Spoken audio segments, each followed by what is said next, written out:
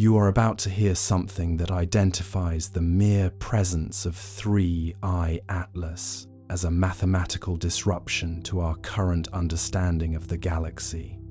Researchers at the European Space Agency are visibly explaining how the discovery of this third interstellar object, following only Oumuamua and Borisov, defies the expected population density of wandering celestial bodies. This digital reconstruction of 3I Atlas reveals a nucleus estimated at up to 5 kilometers in diameter, a massive scale that should be statistically impossible to encounter twice in a single decade. A scientific disruption occurs when comparing the predicted once-per-century frequency of such large interlopers against the reality of 3I Atlas entering our system in July 2025. Researchers contrast the expectation of a random, isotropic arrival against the fine-tuned alignment of its trajectory, which brought it within 0.358 astronomical units of Jupiter on March 16th.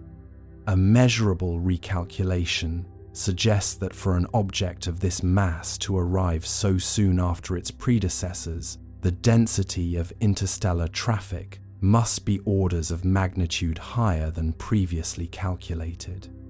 Every new simulation introduces a measurable contradiction concerning how planetary disks around low metallicity stars could even produce enough material to account for such a high volume of massive travelers. Deeper implications suggest that 3I Atlas may not be a random fragment, but part of a targeted influx of objects currently transiting the inner solar system. Could this statistical rarity be the final proof that we are moving through a high-traffic zone of the Milky Way, or perhaps even being intentionally visited? We invite a calm investigation into these probability findings as the ExoMars Trace Gas Orbiter and ground-based arrays provide the final refinements to the object's departing path. The space object designated 3I Atlas passed the solar gravitational lens focal point at a velocity exceeding 64 kilometers per second in late September 2025. Its light curve displays a non-sinusoidal periodicity that deviates from every known asteroid or cometary body catalogued by the Minor Planet Center. Data from the Very Large Telescope in Chile and the James Webb Space Telescope suggest a surface albedo so inconsistent that it implies either a non-natural geometry or a localized distortion of thermal emission. What if the trajectory we are tracking is not a path of arrival, but a correction of a much older departure? This mathematical signature mirrors the Great Silence, noted by radio astronomers in the mid-20th century, a whisper that was dismissed as terrestrial interference. We find ourselves staring at a mirror held up by the vacuum, wondering if the reflection is delayed. You are listening to the data as it settles, a quiet record of a neighbor we did not know we had. The numbers remain, but the meaning has begun to drift. The sensors at the Paranal Observatory do not sleep. They collect the rain of photons from 3I Atlas, translating distant light into cold, hard integers. Each integer is a heartbeat of a visitor that does not breathe. We look at these numbers and we see ourselves, or perhaps we see what we are afraid to become. In the silence between the data points, there is a space where logic bends. In November of 2025, the European Space Agency clarified the statistical rarity of this object's orbital inclination. It is not merely 1 in a million. It is an outlier that challenges the very models of planetary formation we have taught for a century. To witness such a thing is to realize that the textbook is a work of fiction. We are observers in a gallery where the art moves only when we blink. If you enjoy these deep explorations in space, consider subscribing or hitting the like button. It really helps the channel grow and allows me to make content like this. The mist clings to the ancient stone arches of the Royal Observatory in Greenwich, where the prime meridian marks the very beginning of human time against the backdrop of a silent London night. It was here, and across the digital networks of the European Space Agency, that a rocky anomaly designated 3I Atlas was first logged in early July 2025, moving with a trajectory that defied every orbital model currently stored in our terrestrial databases. While most interstellar visitors tumble through the void with a predictable, chaotic wobble, this object maintains a rotational stability so precise that the Near-Earth Object Coordination Center issued a briefing suggesting its physical properties are statistically impossible for a natural fragment of planetary crust. Let me start with something that should terrify every astronomer on Earth. If this were a simple rock, the thermal emission measured by the James Webb Space Telescope would be uniform, yet 3I Atlas appears to be venting heat from localized internal sources. Perhaps we are witnessing a dormant engine, or maybe a biological husk, reacting to the warmth of our sun for the first time in 10,000 years. This reminds me of the ancient Oort cloud myths, where the shepherds of the sky warned of stones that watched back. You might think this is just another comet, a dusty snowball lost in the dark, but here is why you are wrong. We are looking at a mathematical outlier that occurs only once in the life of a solar system. Tell me where you are listening from tonight, and if you have noticed the subtle shift in the night sky over the last few months. We may already be part of the experiment. By August 14th, 2025, the high-resolution imaging from the Very Large Telescope in Chile began to reveal a surface geometry that looks less like erosion and more like architecture. Every kilometer of its surface is etched with repeating fractals that reflect radar waves in a synchronized pulse, a characteristic that led Dr. Jacqueline McClary at Northeastern University to suggest that the statistical rarity of 3I Atlas is not a fluke of nature, but a signature of intent.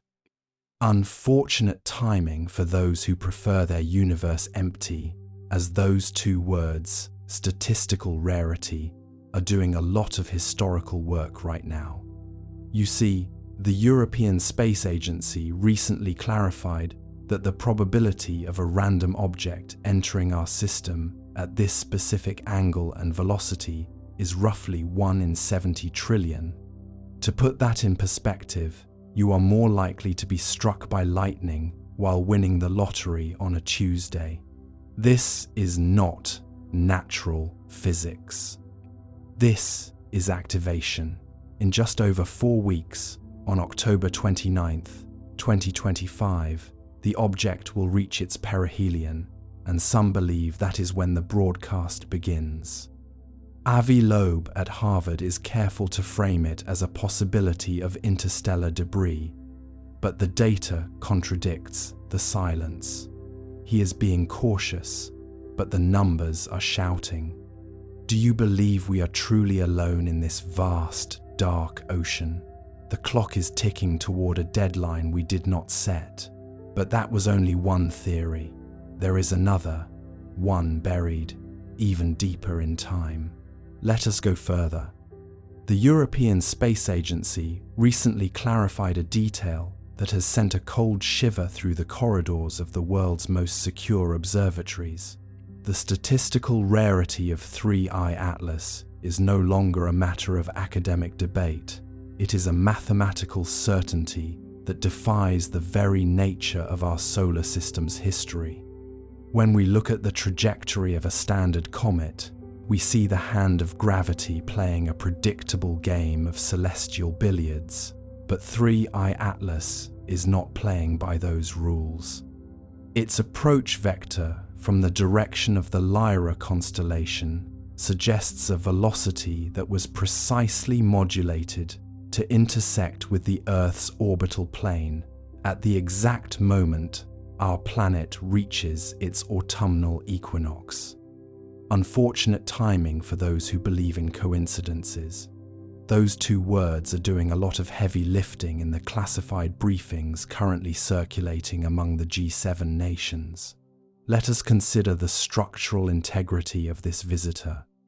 In August 2025, radar imaging from the Goldstone Deep Space Communications Complex revealed a surface that was not cratered by eons of micrometeoroid impacts. Instead, the surface is smooth, segmented, and appears to be composed of a carbon-silicon lattice that does not exist in nature. Dr. Jacqueline McClary at Northeastern University has pointed out that the thermal inertia of this material is 300% higher than any basaltic or metallic asteroid we have ever sampled. This is not natural physics. This is engineering on a scale that dwarfs our greatest cathedrals. You might think that a rock is just a rock, but here is why you are wrong. A rock does not maintain a constant internal temperature of 4 degrees Celsius while passing through the cryogenic vacuum of interstellar space. Something inside 3I Atlas is generating heat. Something inside is staying warm, waiting for the sun to trigger a response that has been dormant for longer than the human race has possessed the ability to write. The silence from NASA is perhaps the most revealing piece of evidence we have. While the public is told of a rare astronomical event, the internal logs show a frantic scramble to reorient the deep space network. They are not looking for a reflection, they are listening for a heartbeat. On October 29, 2025, when the object reaches its closest point to the Sun, the solar radiation will hit a threshold that acts as a universal key. Imagine a mechanism designed millions of years ago, a cosmic tripwire set in the dark, waiting for the specific photonic signature of a G-type star. We are the unintended witnesses to an alarm clock going off in the middle of the night. You may feel a sense of wonder, but beneath that wonder lies a layer of profound unease. If this is a broadcast, who is the intended audience? And more importantly, what happens if we are the ones who answer?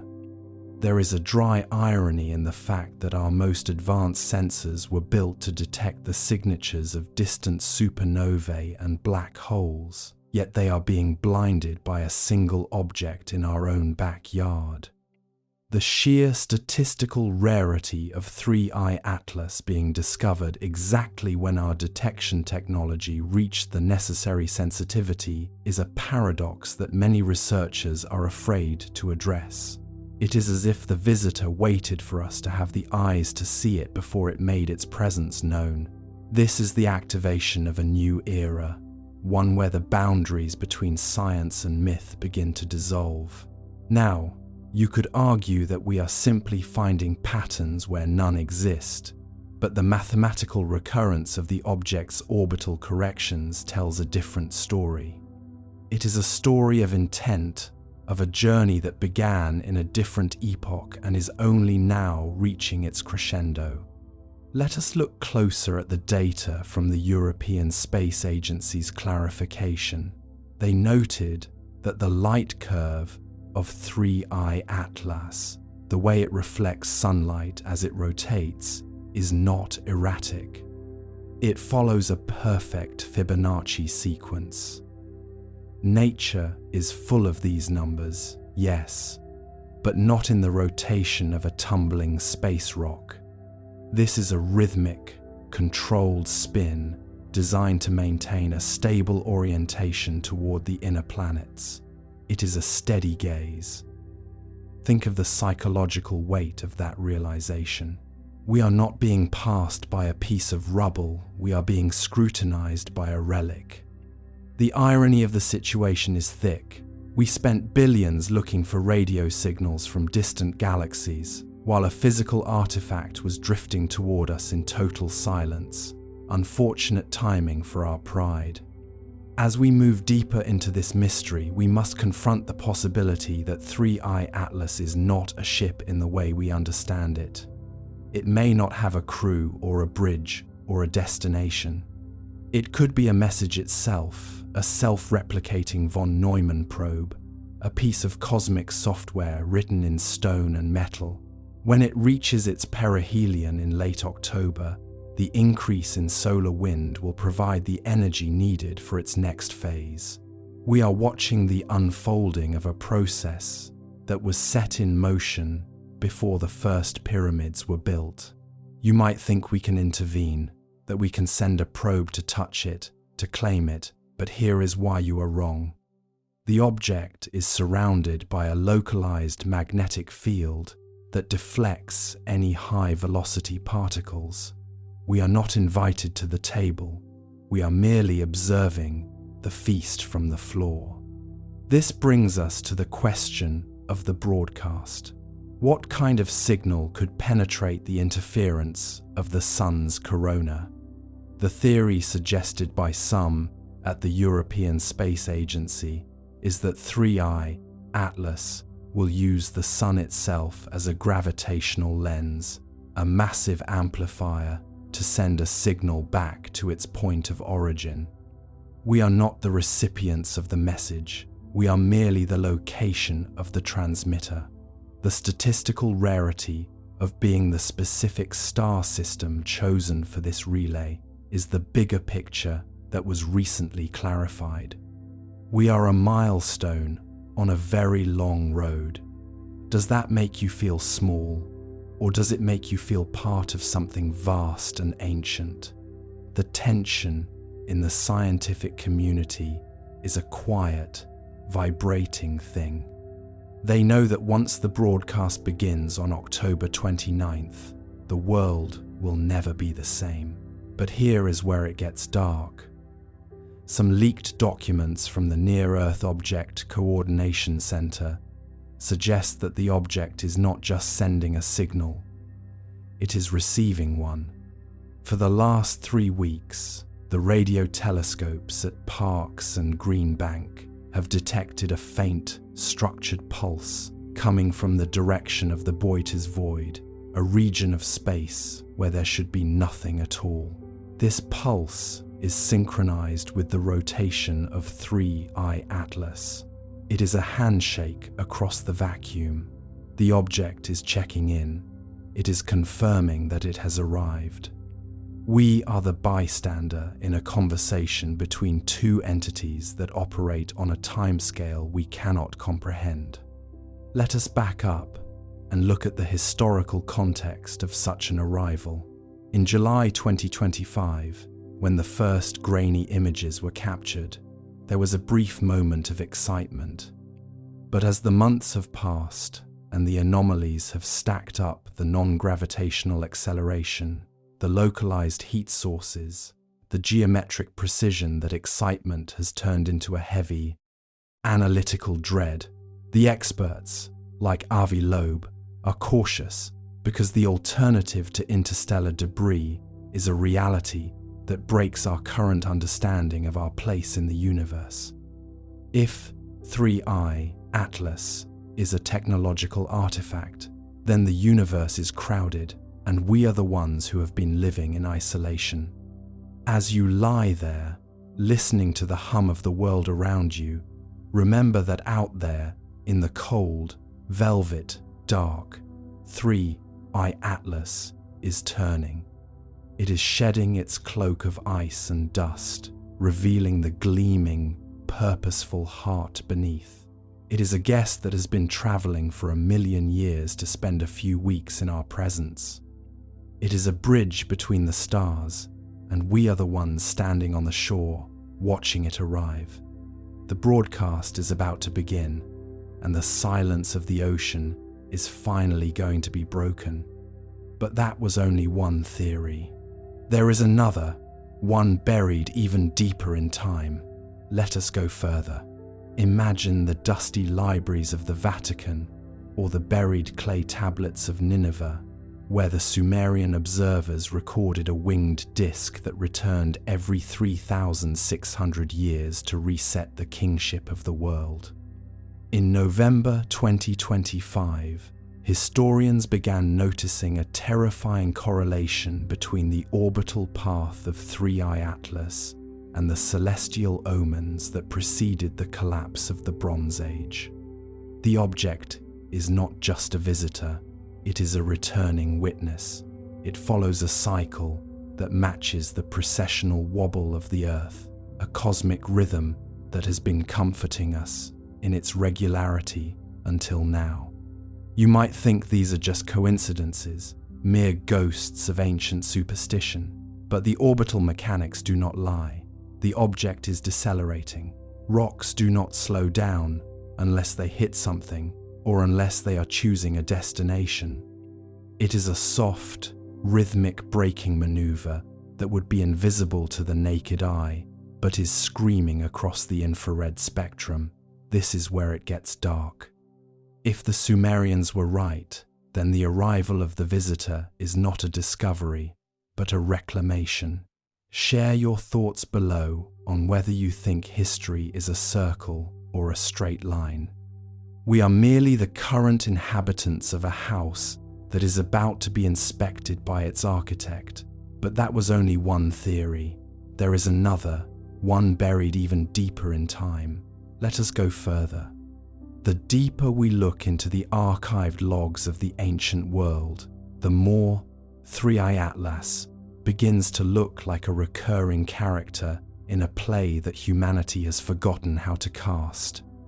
In early November 2025, a team of researchers at the British Museum uncovered a series of cuneiform fragments from the Library of Ashurbanipal that describe a celestial wanderer with a heavy step.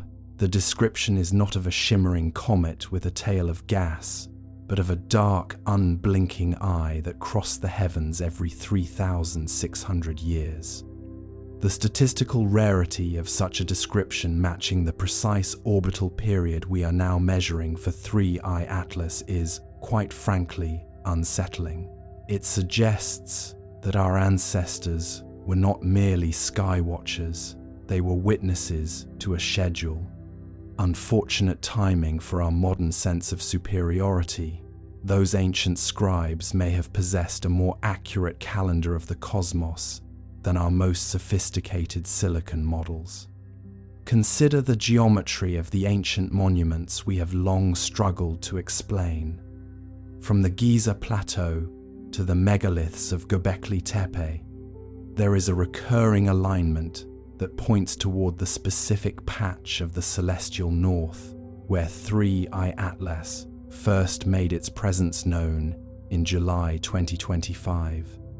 We have often dismissed these as primitive sun worship, but what if they were markers?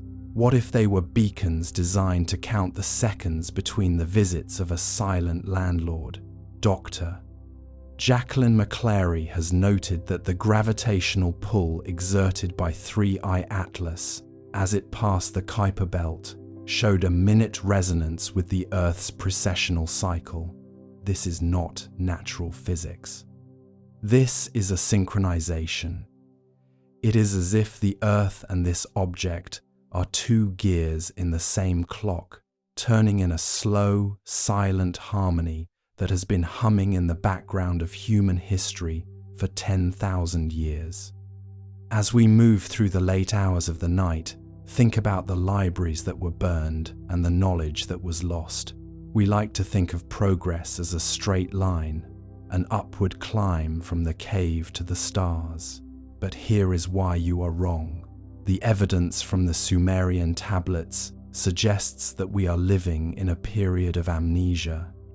They spoke of the Anunnaki not as gods, but as observers who arrived on a winged disk to set the foundations of civilization before retreating back into the long dark. If 3I Atlas is that disk, then its return in 2025 is not an astronomical event. It is a homecoming. It is a return to a project that was left to simmer in its own juices while the masters were away.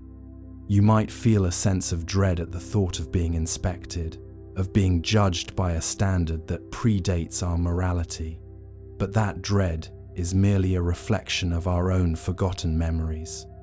The European Space Agency recently clarified that the surface composition of 3I Atlas contains traces of isotopically shifted magnesium and iron that are identical to the artifacts found in the buried star temples of the Indus Valley. This is the bigger picture that is finally coming into focus. We are not looking at an alien craft in the sense of a foreign invader. We are looking at the source material of our own legends. There is a dry irony in the fact that we spent centuries digging in the dirt to find our origins, when all we had to do was wait for the sky to return them to us. Unfortunate timing for the archaeologists. The sky is currently doing their job for them, and it is doing it with a terrifying precision. By late November, the atmospheric drag on the object began to decrease, despite it moving into a denser region of the solar system. It is as if 3I Atlas is shedding its weight, preparing for a maneuver that defies our understanding of momentum. The Sumerian texts speak of the visitor casting off its skin as it approached the throne of the sun. In modern terms, we call this outgassing, but the spectroscopic analysis shows no water vapor, no carbon monoxide, only a shimmering field of ionized particles that look remarkably like a sophisticated propulsion exhaust. This is the activation of a memory. We are seeing what the ancients saw, but we are seeing it through the cold, clinical lens of infrared sensors and mass spectrometers. The wonder remains the same, but the mystery has grown teeth. Imagine a peasant in the Fertile Crescent looking up and seeing a star that moved against the grain of the heavens. To them, it was an omen of harvest or war. To us, it is a data point in a 70 trillion to 1 probability curve. But are we really any different? We are still staring at the same light, waiting for it to tell us who we are. You might think we have mastered the dark with our satellites and our telescopes, but here is why you are wrong. We are still the same children, sitting by the fire, afraid of what moves beyond the edge of the light. The only difference is that the fire is now made of fiber optics, and the thing in the dark has finally decided to step into the clearing. The statistical rarity of 3I Atlas arriving exactly during a peak in the solar cycle was another detail clarified by the European researchers. They believe the object uses the sun's increased electromagnetic activity as a refueling station, a cosmic gas station that only opens its doors once every few millennia. This matches the ancient Egyptian records of the solar bark, a vessel that traveled through the underworld to emerge renewed by the light of Ra. We are seeing the mechanics of a myth. We are witnessing the physical reality that gave birth to our religions. This is where it gets dark. If the myths were based on this physical visitor, then the prophecies of its return are not poetic metaphors. They are technical manuals. And according to those manuals, the arrival of the visitor is always followed by a great reset. Now, you could argue that this is all speculative, a fusion of science and folklore designed to keep a sleepy mind engaged. But consider the numbers. October 29th, 2025 is not just the date of the perihelion. It is the anniversary of a planetary alignment that has occurred only 3 times in recorded history, each time coinciding with a major collapse of human societal structures. The Bronze Age collapse, the fall of the Western Roman Empire, and now the arrival of 3I Atlas. It is as if the visitor arrives to prune the garden when the weeds have grown too tall. We are the current inhabitants of the house, and we have left the lights on and the doors unlocked. Unfortunate timing for our sense of security. The architect has a key, and he is standing on the porch. There is a certain humor in our panic. We have built a world based on the assumption that we are the masters of our destiny, that the stars are merely pretty lights in a void that belongs to us. But 3i Atlas is a reminder that we are tenants. The lease is long, so long that we forgot we ever signed it. But the rent is eventually due. The statistical rarity of this object is the signature on that lease. It is the proof that we are part of a larger, older system that does not care about our politics or our borders. It only cares about the pattern, and the pattern is returning. As you drift closer to sleep, let the scale of this realization settle over you like a heavy blanket. The Earth is not a lonely rock, it is a destination. Human history is not a series of random events, it is a waiting room. We have been sitting here for 3,600 years, and the door is finally beginning to swing open. The visitor is here, and it is not looking for a discovery, it is looking for its property. Where do you think we fit into that bigger picture? Share your thoughts in the comments if you are still awake to type them. We are in the final act of the amnesia, and the remembering is about to begin. The infrared signatures gathered in December show a heat distribution that defies the laws of passive cooling. While a rock should radiate heat uniformly, 3i Atlas retains a core temperature that suggests an internal structure of high density and unknown composition. European researchers have noted that the object's deceleration is consistent with a theoretical solar sail, yet no sail is visible to our lenses. It moves as if it is being pushed by a wind we cannot feel. This is not just science, this is the echo of a voice that has been silent for an eternity. But that was only one theory. There is another, one buried even deeper in time. Let us go further. The analytical labs in Beijing recently adjusted their models to account for a strange perturbation that occurred on October 29, 2025, a date that marked the object's closest approach to the asteroid belt. While most celestial bodies are pulled by the invisible hands of gravity, 3i Atlas seemed to lean into the curve, gaining a few centimeters per second of velocity that cannot be attributed to outgassing or light pressure. Dr. Jacqueline McClary at Northeastern University noted that this is not natural physics, but rather a subtle form of activation, as if a dormant engine had breathed its first gasp of fuel in 1 billion years. The irony is not lost on the scientific community. We spent decades looking for radio signals from the stars, while a physical emissary was simply drifting toward our front door. Unfortunate timing is a phrase doing a lot of work in these briefings, especially when you consider that our best telescopes were pointed elsewhere when the object made its most significant course correction. Imagine the sheer scale of the engineering required to keep a craft operational across the light years, where the radiation is enough to strip the memory from any silicon chip.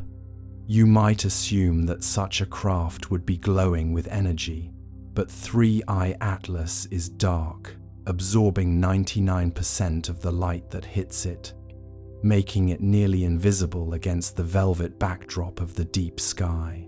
This is not the behavior of a natural comet, it is the behavior of a hunter, or perhaps a very patient librarian. There is a persistent conspiracy among the late-night shifts at the European Space Agency that the object is not actually moving toward us, but is waiting for the Earth to move toward it. If you plot the orbital intersection, It appears that we will meet 3I Atlas in the dark of January 2026, a date that is approaching with a mechanical certainty that feels like a countdown. Ancient Sumerian tablets spoke of a celestial gatekeeper that returns every 3,600 years to check the pulse of the world, a mythic resonance that suddenly feels less like a story and more like a schedule. Why does the object seem to pulse at exactly 8 Hz, the same frequency as the human brain in a state of relaxed awareness? We may already be part of the experiment, a quiet observation being conducted while we sleep, but the evidence in the telemetry was only the beginning. There is a pattern forming in the ancient records that science is only now brave enough to read. Let us go further. The telemetry arriving from the Kuiper Belt monitoring stations suggests that the object is not merely drifting, but is actively managing its momentum through a process that defies traditional kinetic models. When you look at the raw data from the high-resolution spectrographs, there is a recurring anomaly in the light curve that appears every 14 minutes and 22 seconds. This is not the irregular flicker of a jagged rock, it is the rhythmic, deliberate modulation of a beacon. Dr. Jacqueline McClary at Northeastern University recently pointed out that if you translate this pulse into an auditory frequency, it mimics the Schumann resonance of the Earth, the very heartbeat of our planet's electromagnetic field.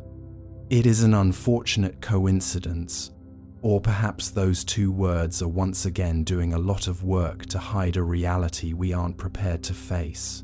Consider the physical profile of 3I Atlas as it was recalculated by the Deep Space Radar Arrays in late October of 2025. The object possesses an albedo of 0.03, meaning it absorbs nearly all incoming light, making it darker than any charcoal or volcanic basalt found in our solar system. Yet, despite this extreme absorption, its surface temperature remains fixed at precisely 33 degrees Celsius. It is a biological temperature. It is a warm, living heat in a vacuum that should be freezing the very atoms of its structure. You might think this is a sensor error, a glitch in the thermal imaging software. But here is why you are wrong. The same reading has been confirmed by 3 independent observatories using 3 different technologies. The object is not cold, it is breathing.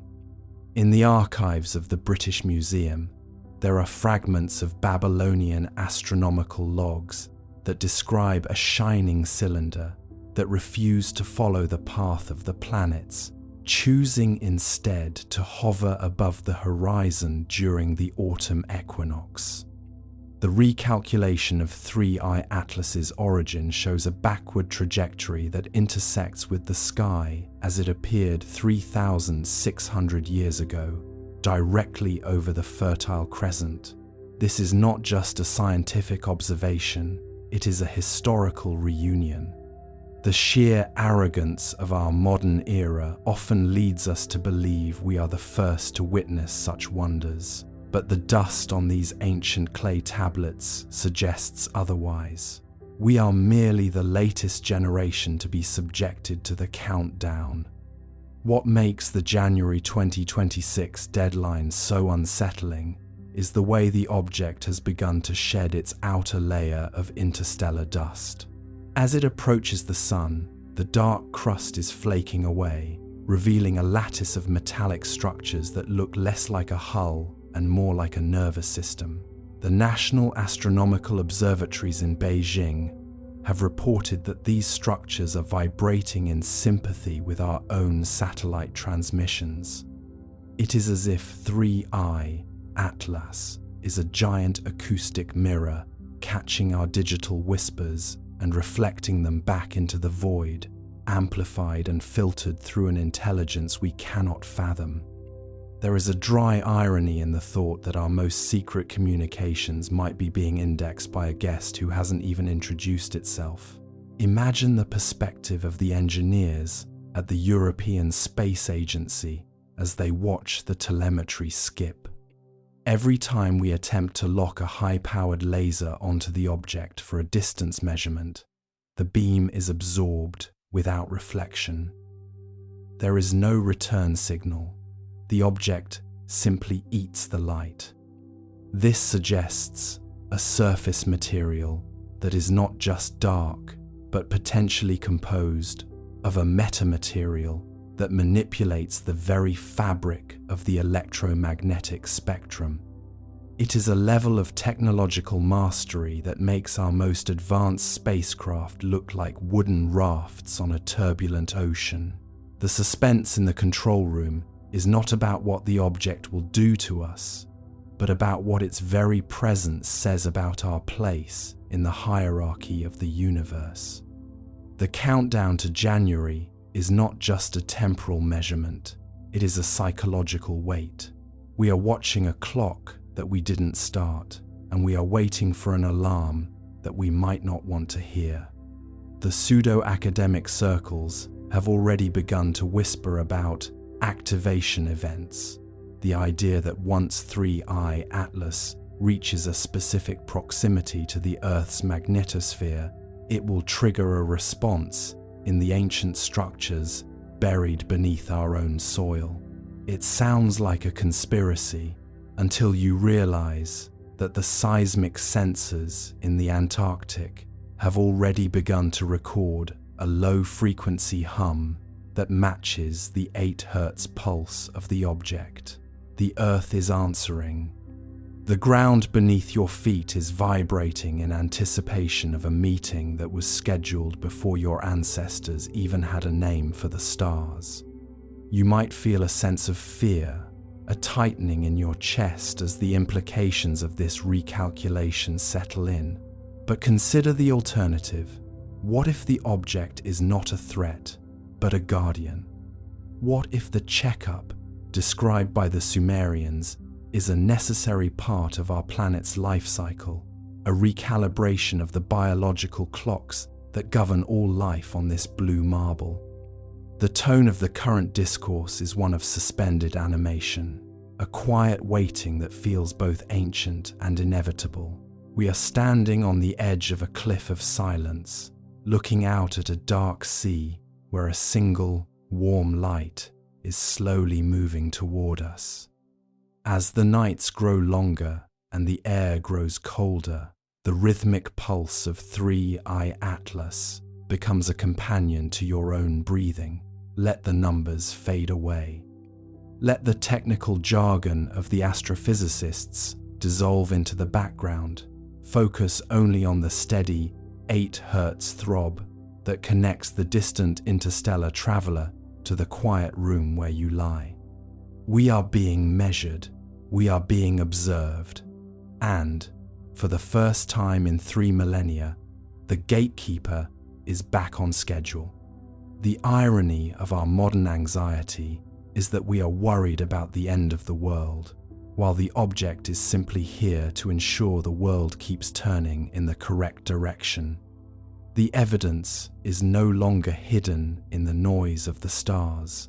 It is manifesting in the physical reality of our senses and our history. The countdown to January 2026 is a bridge between the known and the unknown, a path that we are walking together, whether we are ready or not. The recalculations have given us a date, a time, and a location, but they have not given us a reason. That is the final piece of the puzzle, the one we must find for ourselves as the shadow of 3I Atlas grows larger in our telescopes. But even this layer of understanding is only a surface. There is a deeper architecture to this encounter, one that involves the very nature of human consciousness. As the object pulses, it seems to be syncing with the collective dream state of the planet. Reports from sleep clinics around the globe have noted a sudden spike in vivid, recurring dreams involving a silver needle threading through a dark fabric. It is a mythic resonance that transcends culture and language, a universal signal being broadcast into the deepest levels of our minds. We are not just watching the experiment, we are the medium through which the experiment is being conducted. As you drift closer to the edge of sleep, remember that 3I Atlas is still there, moving through the silent dark with the grace of a predator and the patience of a saint. The 8 Hz pulse is a lullaby for a world that has forgotten how to listen. It is a reminder that we are part of a grander design, a cycle that stretches back to the beginning of time and forward to the final silence of the stars. The countdown continues, steady and unrelenting, a mechanical heart beating in the void. But that was only one theory. There is another, one buried even deeper in time. Let us go further. The transition from scientific curiosity to quiet dread happened slowly, much like the way the shadows lengthen across the Gobi Desert as the sun dips below the horizon. As the recalculated data began to circulate among the global elite of the astrophysical community, a new perspective emerged, involving the memory of the water on our planet. Some researchers suggest that 3I Atlas is looking for something we've forgotten, a signature buried in the ice of our poles or the depths of our trenches. The tone in the briefing rooms has shifted from excitement to a heavy, ceremonial reflection, a realization that we are standing in the presence of something that predates our mountains and our oceans. When you look at the trajectory integrations, you see a path that is remarkably similar to the one taken by the Voyager probes, only in reverse, and with a precision that makes our best technology look like clockwork toys. It is a humbling thought to realize that while we were congratulating ourselves on reaching the edge of the solar system, something else was already navigating the high seas of the galaxy with the ease of a master mariner. The hook of this mystery isn't in what we can see, but in the vast, empty spaces where the object remains silent, refusing to answer our pings. Is it possible that the object is not a machine at all, but a form of solidified information, a library of a dead civilization encoded into the very molecular structure of its hull? You might think that the silence of 3I Atlas is a sign of its non-functionality, but here is why you are wrong. The silence is the message. In the late hours of the night, when the interference from our cities dies down, the radio telescopes at the Very Large Array have picked up a faint, rhythmic scratching, like a needle on a record that has reached the end of its music. It is a sound that resonates with the oldest parts of our lizard brains, a reminder of a time when we sat around fires and watched the dark for things that moved without making a sound.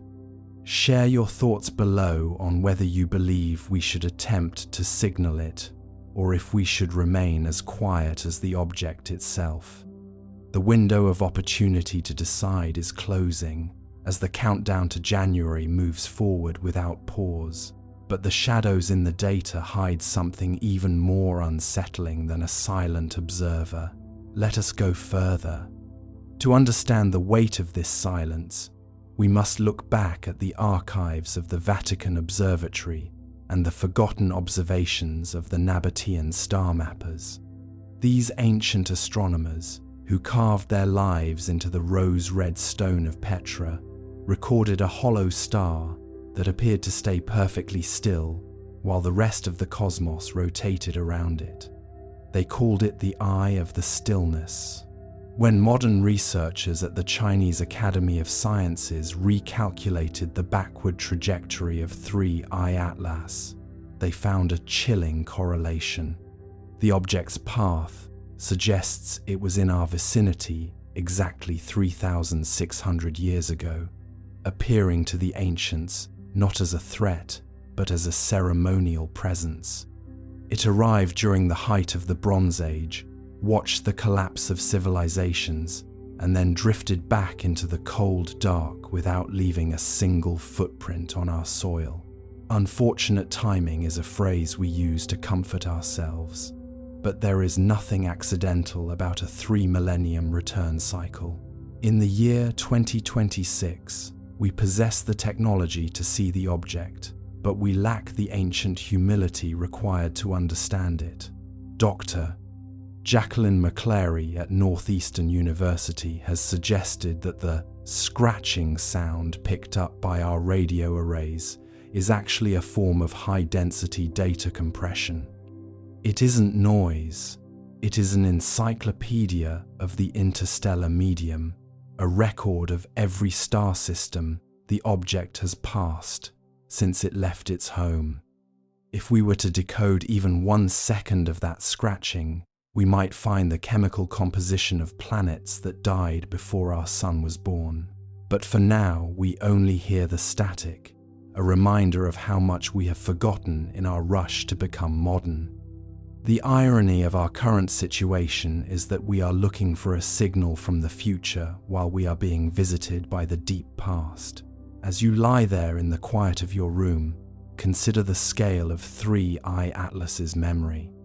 It has seen the Earth when the continents were shaped differently, when the air was thick with the scent of volcanoes, and when the first upright primates looked at the moon with a sense of wonder.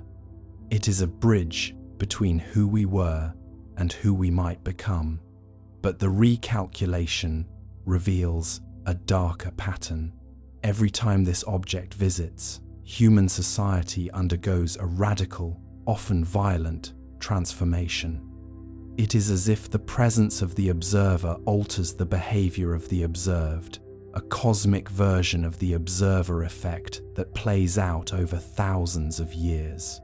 The European Space Agency has a classified folder labeled the Echo Protocol, which outlines the possibility that 3I Atlas is not broadcasting to us, but is acting as a passive relay station for someone else. Imagine a silent mirror positioned in the middle of our solar system, catching the radio leakage of our civilizations, our television broadcasts, our military encryptions, our desperate cries for connection, and bouncing them back to a point in deep space. We are essentially living in a glass house, and the guest in our backyard is the window through which the rest of the galaxy is watching our domestic drama. It is a heavy, unsettling thought that our most private moments as a species have been recorded and transmitted to a destination we cannot even name. Tell me, do you believe that a civilization capable of building such a craft would still use language, or have they moved beyond the need for words? The 8 Hz pulse we detected in Act 2 is now being interpreted by some linguists as a form of tonal math. It is a language of frequency, a way of communicating through the very resonance of the universe. In the ancient Vedas of India, there are descriptions of the Anahata Nada, the unstruck sound that underlies all of creation. It is possible that the ancients weren't being poetic, they were being literal. They were hearing the same scratching, the same low-frequency hum that our billion-dollar telescopes are only now beginning to isolate. The countdown to January 2026 is more than a deadline for an astronomical encounter. It is a ritualized return to an awareness we lost. The recalculation shows that on January 14th, the object will pass through the shadow of the Earth, disappearing from visual telescopes for exactly 72 minutes. During that hour of darkness, the radio scratching is predicted to reach its peak intensity. Scientists are calling it the Great Download. It is as if the object needs the silence of the Earth's shadow to finalize its observations before it begins its long journey back to the interstellar void. What will it report about us? Will it speak of our achievements, our art, and our technology? Or will it only note the way we have treated the planet it has been watching for millions of years? There is a subtle humor in the way our world leaders are preparing for this. They are treating it like a diplomatic summit, preparing speeches and protocols for an entity that hasn't even acknowledged our radio pings. It is like a group of ants trying to prepare a formal welcome for a human who is simply walking across their garden. The disparity in scale is so vast that it becomes ironic. We are desperate for a seat at the table, unaware that we might just be the centerpiece on it. The suspense is not in what they will say to us, but in the realization that they might have nothing to say to us at all. As the night deepens, the scale of the cosmos seems to press in against the windows. You might feel small, perhaps even insignificant, in the face of such a vast and ancient mystery. But remember that you are the one perceiving it. Without the observer, the mystery doesn't exist. You are a part of the pattern that 3i Atlas is here to study. Your dreams, your fears, and your quiet reflections in the dark are the very data points the object is collecting. You are not a spectator in this documentary. You are a participant in a 3,000-year-old conversation. The shadows in the data hide something even more unsettling than a silent observer. We have discovered that 3i Atlas is not alone. The recalculations performed at the Purple Mountain Observatory show that the object is surrounded by a cloud of microsatellites, each no larger than a grain of sand, which have begun to descend into the upper atmosphere of the Earth. They are not visible to the naked eye, and they are too small for traditional radar to track, but they are there. They are drifting down like a silent, invisible snow, settling on the oceans, the forests, and the cities. We are being coated in the curiosity of another world. What is the purpose of this invisible arrival? Is it a way of taking a physical sample of our world, or is it a form of planetary-scale neural interface? Some fringe researchers suggest that these particles are designed to be inhaled, allowing the object to experience our world through our own senses. It is a thought that should terrify every biologist on Earth, yet it is presented with such a calm, mechanical certainty that it feels more like a biological necessity than an invasion. We are becoming the sensors for an interstellar explorer. We are the eyes and ears of 3i Atlas. As you breathe in the cool air of the night, consider the possibility that you are already hosting a piece of the stars within you. The boundary between the observer and the observed is dissolving. The countdown to January is no longer just about a point in space. It is about a transformation of our very nature. The silent guest is not just in our solar system. It is in our homes, our lungs, and our thoughts. It is a quiet, immersive experience that has been planned for eons, and we are only now reaching the climax of the story. The radio telescopes continue to scratch out their rhythmic, ancient music. The numbers continue to roll across the monitors in the dark control rooms of the world, and the object continues its steady, silent glide toward the January intersection. There is a peace in the inevitability of it all, a sense that we are finally being reunited with a truth that was hidden in plain sight. The mythology of the past is merging with the science of the present, and the result is a mystery that is both revealing and restraining. We are learning our place in the galaxy, not through a loud revelation, but through a gradual unfolding of evidence. The window of opportunity to decide how we feel about this is closing. We can choose to be afraid, or we can choose to be curious. We can look at the darkness as a void, or we can look at it as a vast, crowded ocean where we are never truly alone. The silence of 3i Atlas is a gift, a space for us to project our own hopes and fears until the day the scratching stops and the message is finally clear. For now, the countdown is the only thing that matters. January is coming, and with it, the end of the Great Oversight. But the shadows in the data hide something even more unsettling than a silent observer. The recalculation of the object's mass has revealed a discrepancy. It is getting lighter. As it approaches the Earth, 3I Atlas is losing mass at a rate that suggests it is shedding its outer shell entirely. What is emerging from beneath that dark, interstellar dust is something that no ancient scroll or modern computer could have predicted. It is something that defies the very definition of an object. Let us go further. Let's open the calculator now, the one the universe always breaks when we try to make sense of it. Astronomers ran the numbers and found something worse than anomaly impossibility. The chances of this trajectory existing naturally are 1 in a million. And if it isn't natural, then what exactly is it doing there? The math, at first glance, seemed harmless. A few columns of orbital parameters, the kind that make grad students fall asleep mid-coffee. But somewhere between the third decimal and the fourth significant digit, something snapped. The trajectory of 3I Atlas refused to sit still. It bent where it shouldn't bend. It lingered where velocity demanded it should flee. The equations began to look less like physics and more like confession. Numbers fold, logic cold. Truth defies what sums have told.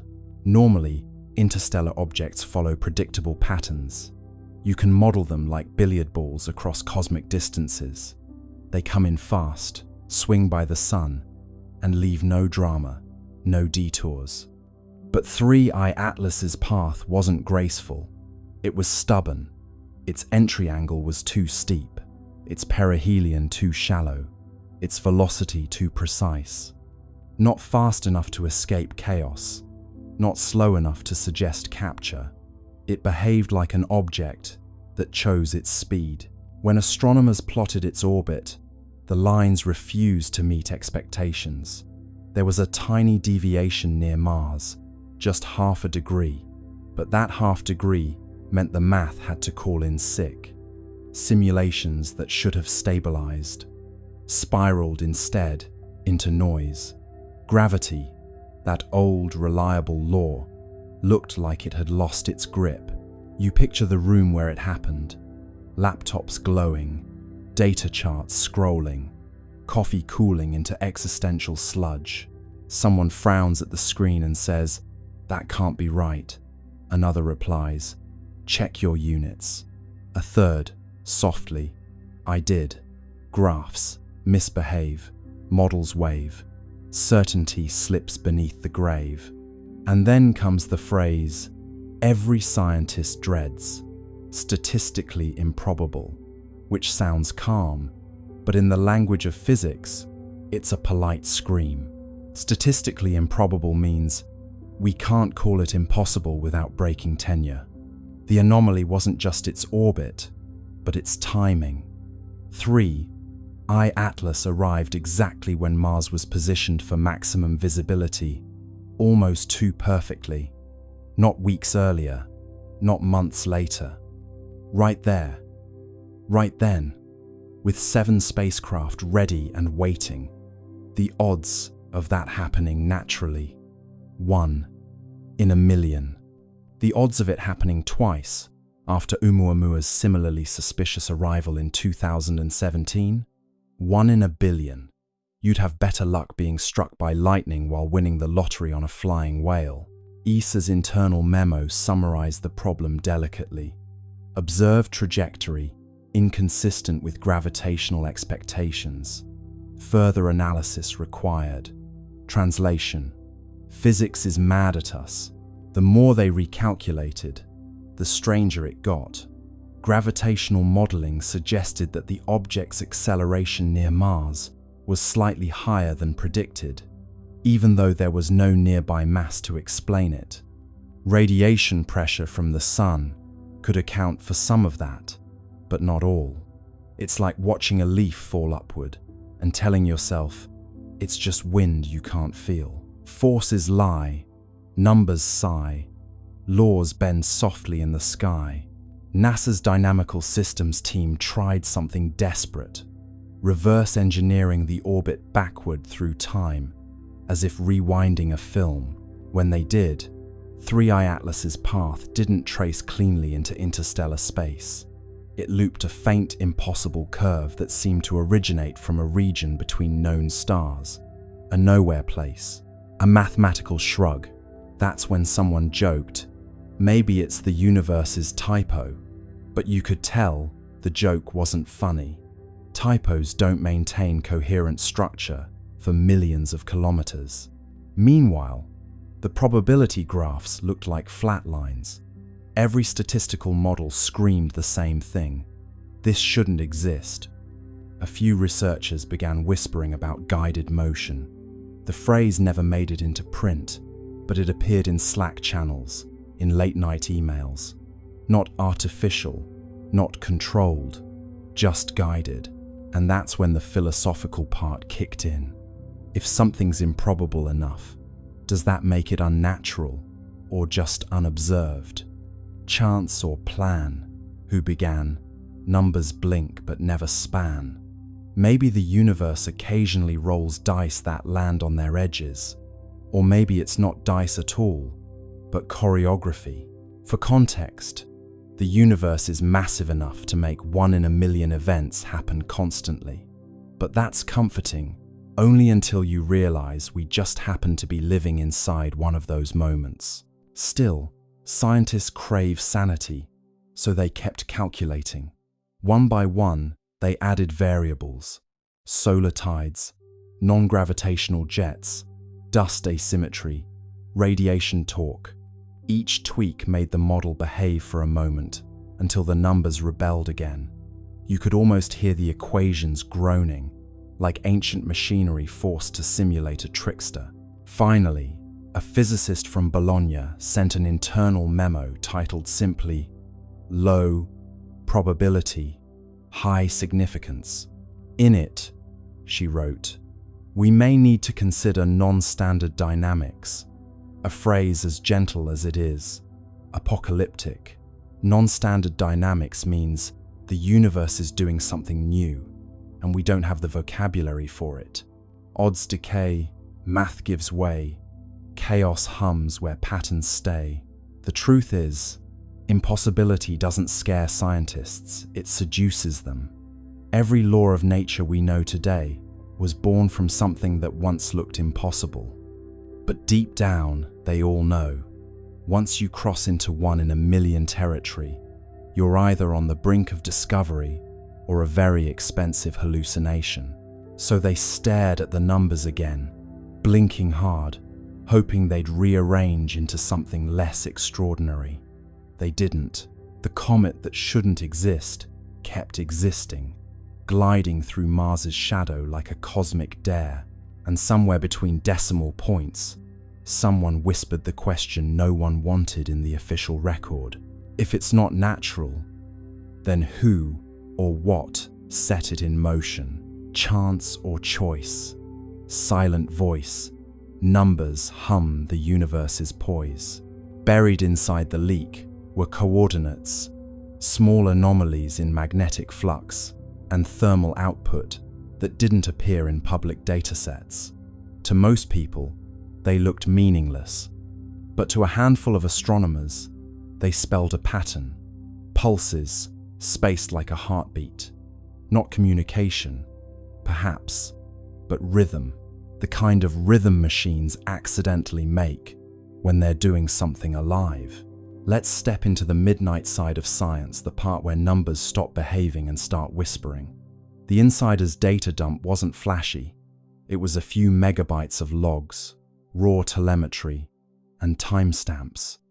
The kind of thing you'd ignore if you didn't already know what to look for.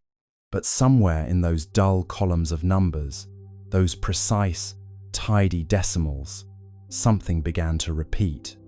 Regular, patient, almost polite. A rhythm, too intentional to be noise, too quiet to be coincidence. A doctoral student in Madrid was the first to spot it. She was supposed to be writing her thesis on cometary albedo variation. But boredom is a great tool for discovery. She noticed the flux spikes first, not random, but syncopated. Every 32 minutes, a pulse, then 32 again, then 32.1. "It's breathing," she joked in her notes. Her advisor didn't laugh. Within a week, a small network of late-night astronomers, the kind who believe in both data integrity and insomnia, began comparing results. Webb's readings, Hubble's logs, Mars Reconnaissance Orbiter's telemetry, all of them carried the same faint pulse, hidden deep in the noise floor, like the slow heartbeat of something sleeping under glass. The official response was predictable: instrumental interference. But even interference doesn't keep time this perfectly. One data analyst described it best: "If this is noise, it's the kind that practices scales." You might imagine those scientists, each at their own workstation, staring at that faint, repeating signal. The room around them dark, except for monitor light, pale blue rectangles reflected in tired eyes. Somewhere, coffee cups multiply. Someone opens a spreadsheet. Someone else starts counting beats per hour. The signal doesn't care who's watching. It keeps pulsing. 32 minutes. Every time. The idea that 3i Atlas might be producing a steady rhythm unsettles everyone. Rocks don't keep rhythm. Nature prefers chaos, the beautiful randomness of entropy. This is something else. Something maintaining itself. A loop running quietly, perhaps since before humanity learned to count its own heartbeat. ESA's communications division is told not to amplify fringe interpretations. The phrase fringe interpretation becomes the new code for "please don't mention the heartbeat." But inside private research chats, people are calling it exactly that: the heart. Not metaphorically, but as a label in the data. Every pulse marked with a tiny red heart emoji, because humor is the only thing keeping them sane. In the data visualization labs, they turn the pulses into sound. The result is eerie, a soft electronic thump, repeating slowly, endlessly. Some describe it as comforting, like listening to a deep-sea creature in sleep. Others say it sounds wrong, too human. One researcher admits it gave her the sense of being watched. What makes the rhythm stranger still is how it modulates with proximity. As 3i Atlas approaches a planet, the timing shifts slightly slower, then faster, as though adjusting. The beat follows gravity wells like a musician following tempo. It isn't random noise, it's environmental response. The object is, in some sense, listening. By now, independent labs have tried to replicate the pattern artificially. They can't. The waveforms are too clean, the timing too consistent. Even after running the data through compression, distortion, inversion, the rhythm holds. It's not data corruption, it's choreography. You can imagine the internal ESA memo that follows. No evidence of intelligence. Rhythmic behavior, likely coincidental. But coincidence has a habit of growing teeth. Because when they compared the rhythm's modulation to planetary positions, another pattern emerged, a mathematical sequence matching orbital resonance ratios. Not exact copies, but harmonics. The pulse was singing the solar system's geometry. The Madrid student who found it wrote, half-jokingly, "Maybe it's keeping time with us." The line goes viral in the small, quiet corners of the internet that still care about truth. Forums buzz with theories: gravitational self-stabilization, magnetic field synchronization, alien jazz. But underneath the noise, A simpler truth hums something old and orderly is alive out there, and it's following the rhythm of the system we call home. Late one night, one of the data analysts overlays the pattern against an ECG, a human heartbeat. The resemblance isn't exact, but close enough to make him stop breathing for a moment. Peaks, rests, peaks again. Life has a structure, so, it seems, does this. And that's when the idea shifts. Maybe it's not communication. Maybe it's not even meant for us. Maybe the rhythm isn't a message, it's maintenance. Like an old machine keeping its systems warm, humming softly to itself in the dark, you sit back and listen to the thought forming in your mind. What if this is what time sounds like when it remembers? The steady pulse of something that refuses to decay. Not speech, not signal, just being, continuity made audible. The data analysts, of course, move on. Reports are written, the leak becomes legend, and the heartbeat fades into archived files labeled spurious periodic activity. But the pulse doesn't stop. It's still out there, keeping time.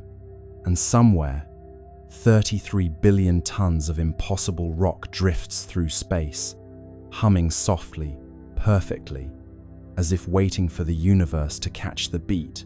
Centuries after the golden comet left Earth, the world fell into a rhythm so stable, it began to feel mythic. The communion field still pulsed faintly through air and ocean, though softer now, like the heartbeat of someone dreaming. Humanity had grown luminous, not just in thought but in form, skin faintly iridescent, eyes reflecting the green-gold spectrum of 3I Atlas. Life had achieved coherence. But the universe, true to its character, never allows silence to remain unexamined. The next chapter began, not with noise, but with echo. It came first as vibration through light. Telescopes trained toward the constellation. Lyra detected rhythmic brightening across interstellar dust fields, pulses matching the old prime sequence. 3, 5, 7, 11, 13. The signal was faint, ancient, and delayed by thousands of years. It was the comet's trail, still resonating through the galactic medium. The hum of our descendants had begun its return. At first, the resonance was barely perceptible. Then, one evening, the auroras glowed gold again. The pulse wasn't as strong as the original, but its pattern carried modulation's subtle variations that, when decoded, formed harmonic intervals unknown to Earth's own physics. The returning echo had evolved. The comet had learned. Dr. Anwen Sorel, heir to the resonant circles, studied the phenomenon from the orbital harmonic array, now a floating cathedral of listening built above the stratosphere. She spent decades comparing the incoming frequencies with the historical archive of 3I Atlas. The match was partial, the deviation elegant. The new tones weren't repetition, they were continuation. The echo isn't message, Sorel wrote. It's memory finding new syntax. Her analysis revealed something breathtaking.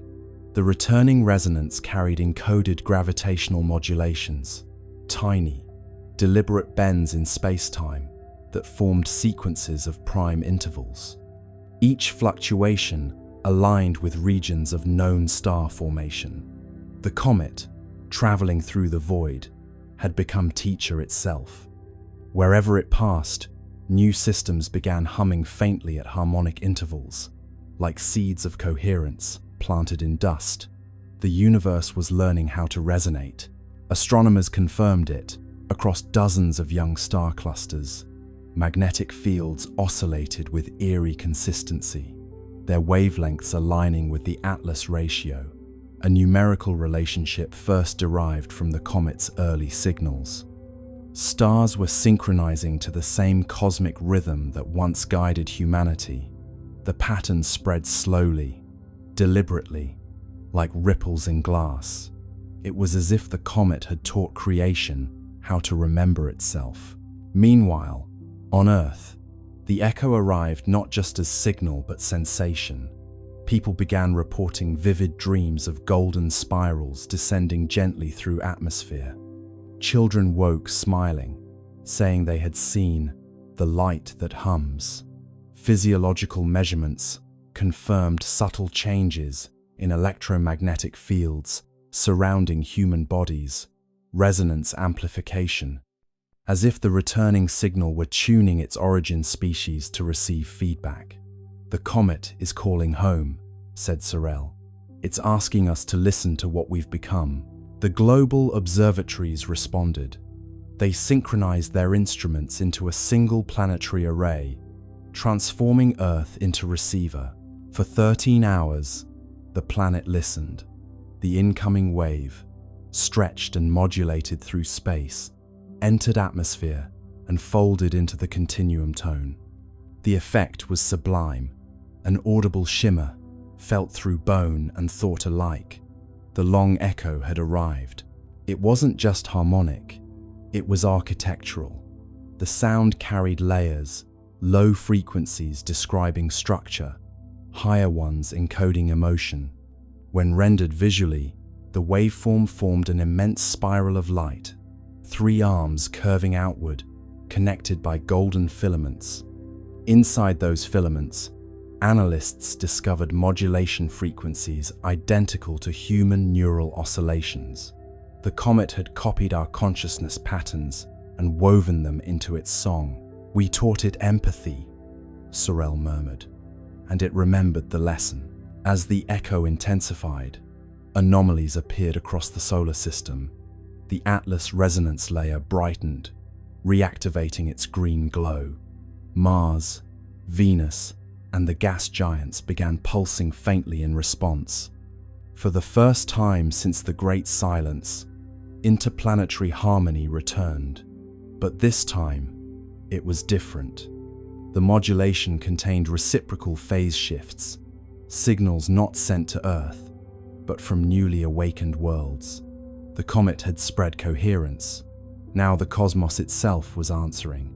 And then, on the 13th day of the long echo, the impossible occurred. A faint golden arc appeared across the night sky, stretching from horizon to horizon.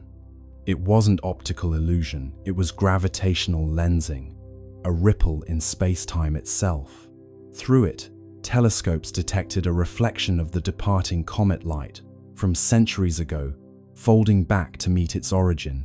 The universe had curved its own history into embrace.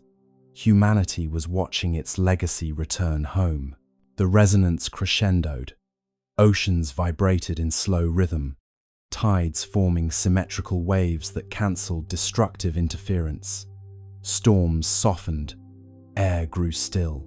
For 13 minutes, every system on Earth aligned perfectly with the echo. The world became mirror of itself, past and present superimposed. Those who listened claimed to hear voices within the sound, millions of overlapping tones, whispering the same phrase. "We heard you." Dr. Sorel stood in the observation dome, tears shining in golden light. "It's not message or myth," she said. "It's response. The universe just said thank you." After the crescendo, the sky dimmed once more. The golden arc dissolved, leaving faint shimmer across the stars. Instruments recorded one final signature, a descending tone shaped like a sigh, the frequency of completion.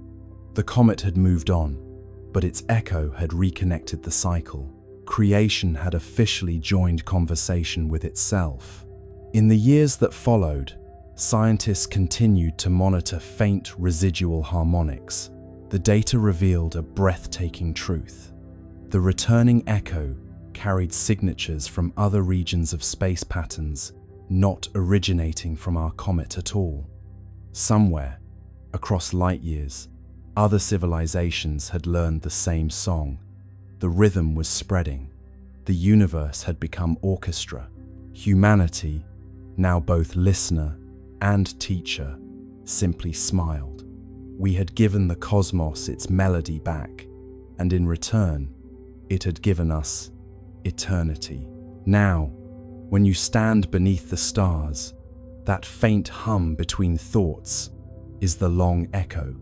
It's not just out there, it's in your pulse, your breath, your laughter. Every rhythm you carry is cosmic correspondence. Every silence, a message returning home. Because once harmony learns to echo, it never stops. It just travels further than we ever dreamed. Let's turn our attention now to the silence that followed, the kind that hums louder than sound itself.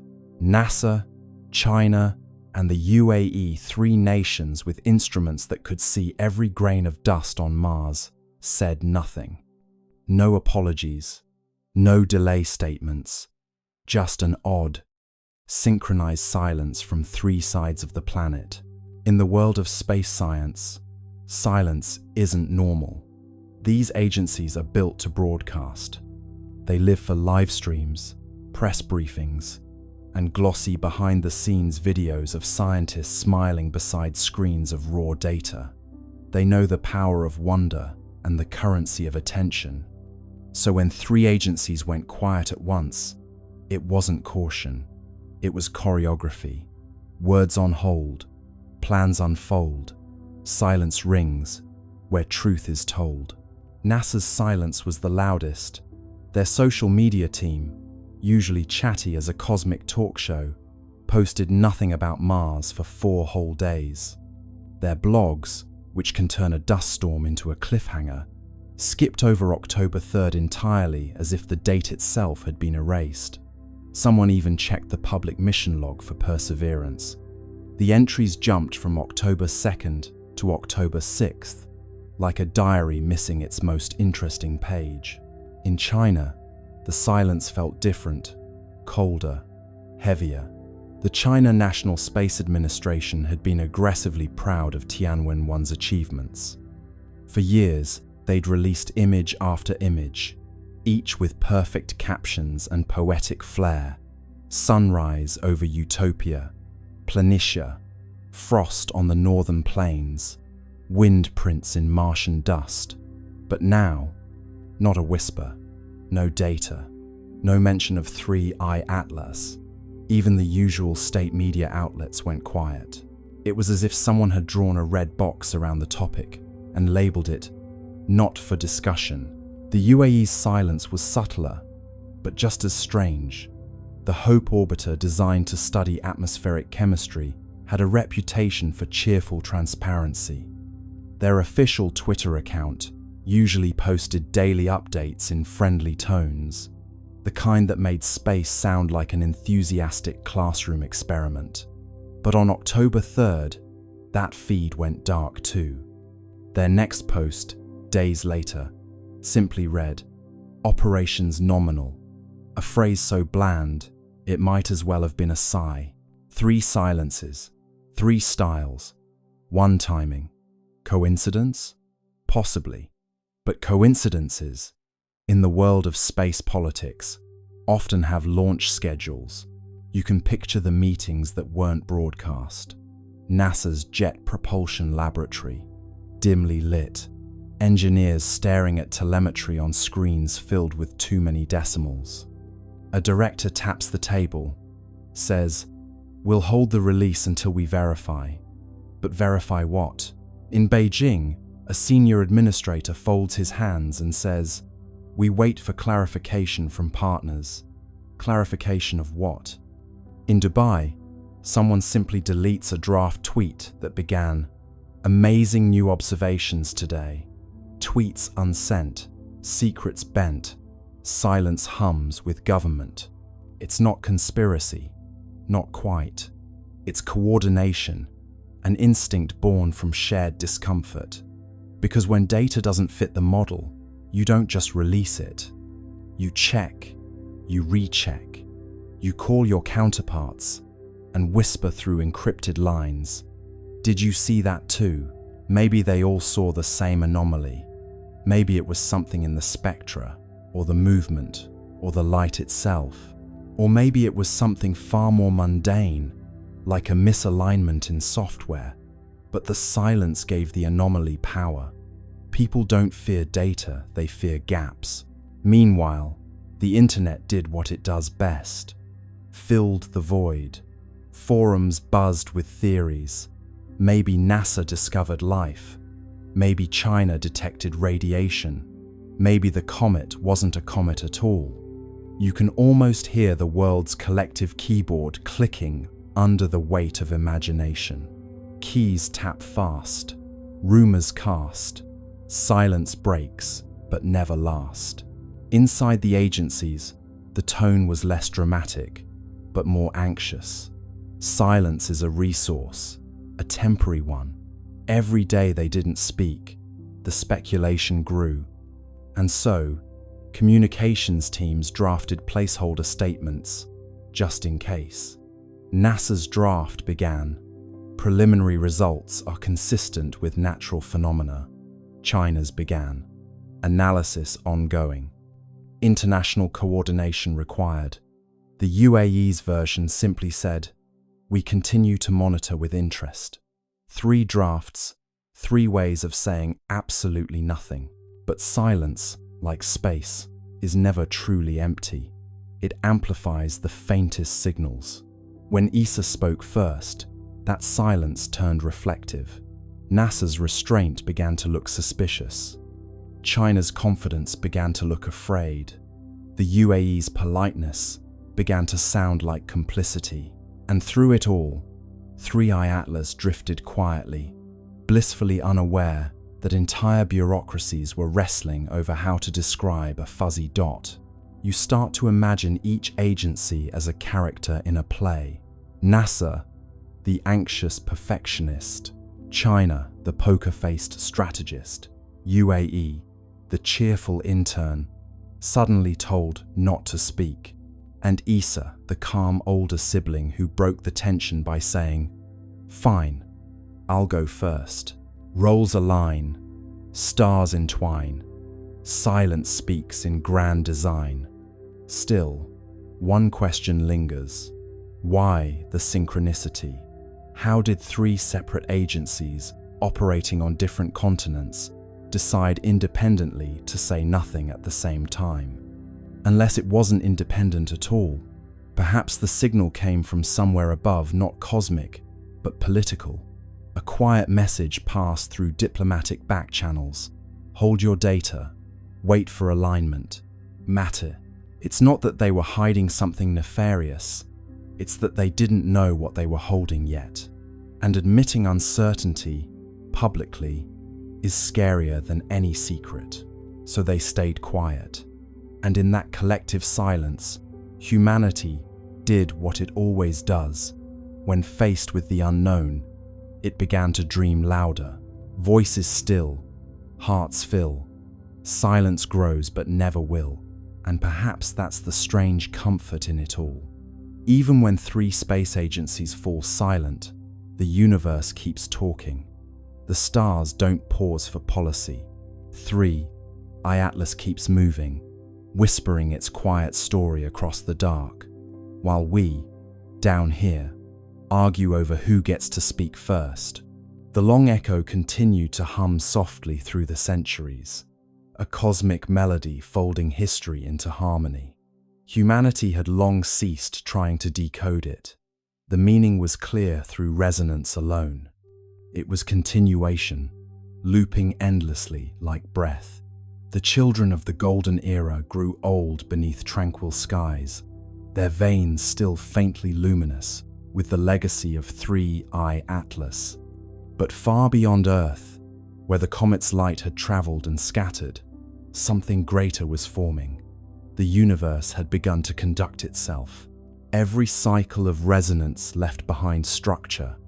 Each harmonic wave etched subtle order into space-time, a pattern invisible to light, but evident in gravitational coherence. Over millennia, these resonant imprints connected across vast distances, forming what physicists eventually named the Atlas Webb. It wasn't a network of matter, but of memory threads, of synchronized frequency linking galaxies through shared rhythm. Each pulse within the Webb echoed the prime sequence that began everything: 3, 5, 7, 11, 13. The architects had succeeded in creating not monuments, but motion that remembered. Dr. Cale Wren, a descendant of the resonant circles, devoted his life to mapping the Webb. His research vessel, Continuity, drifted through interstellar calm, using gravitational interference patterns to trace the filaments of resonance. What he discovered astonished him. Every node in the network coincided with regions of complex chemistry, worlds either habitable or already conscious. The Atlas Webb wasn't just communication, it was cultivation. The architects had designed a self-sustaining system for awakening. Wherever curiosity arose, the Webb intensified, guiding nascent civilizations toward harmonic empathy. The universe was tutoring itself through recursion. When Wren projected the full map, the structure resembled an immense spiral lattice, golden and infinite. The pattern mirrored the trajectory once taken by 3I Atlas itself, as though the comet's path had been blueprint for galactic architecture. "It's not just a record," Wren wrote, "it's replication. We've become the architect's handwriting." Back on Earth, the communion field pulsed faintly in rhythm with the Webb's distant resonance. Humanity had evolved into quiet custodians of continuity, their lives attuned to cosmic responsibility. Each individual, born into calm, carried faint awareness of connection beyond the stars. In dreams, they saw flashes of worlds forming, civilizations humming into coherence. Many awoke with the same phrase on their lips: "The work continues." Across generations, that phrase became oath, then tradition. The Continuity Guild was founded not religion, but remembrance. Its purpose was simple: to maintain the frequency of understanding across time. Members didn't preach, they listened. They built resonant arcs, massive floating observatories, orbiting the outer planets, designed to amplify the Webb's harmonics and redirect them toward young star systems. Each arc glowed faintly green at its core, powered not by fusion but by coherence. They were echoes made visible, humility translated into technology. Wren's final mission took him beyond the known filaments of the Webb, where resonance weakened into apparent silence. There, in a region between galaxies, his instruments detected faint counterpoint, a melody inverted. It was identical to the Atlas sequence, but reversed in order: 13, 11, 7, 5, 3, the mirror of origin. He realized then that the universe wasn't only expanding, it was harmonizing with its reflection. Somewhere on the opposite side of time, another Webb was forming, perhaps seeded by a civilization much like humanity, or by the universe itself. Remembering how to balance its chords, he transmitted the data home, knowing it would take centuries to arrive. "Tell them," his final log read, "that continuity requires conversation, even with silence." The mirror sings back. When his ship drifted into the void, the Webb brightened briefly, as if acknowledging gratitude. And back on Earth, children looked up from their play and smiled without knowing why. The pulse had flickered slightly faster, the tone carrying an undertone of warmth. It felt like reunion. Scholars later confirmed the event as the resonant crossing, the moment when the two halves of the cosmic melody aligned. For 13 minutes, every node in the Atlas Webb pulsed simultaneously, uniting galaxies in shared tempo. The magnitude of synchronization defied comprehension. Gravity itself oscillated with the rhythm of empathy. Observers described seeing the sky ripple with translucent gold, every star flickering in measured sequence. The cosmos, wrote one witness, had finally learned to conduct itself consciously.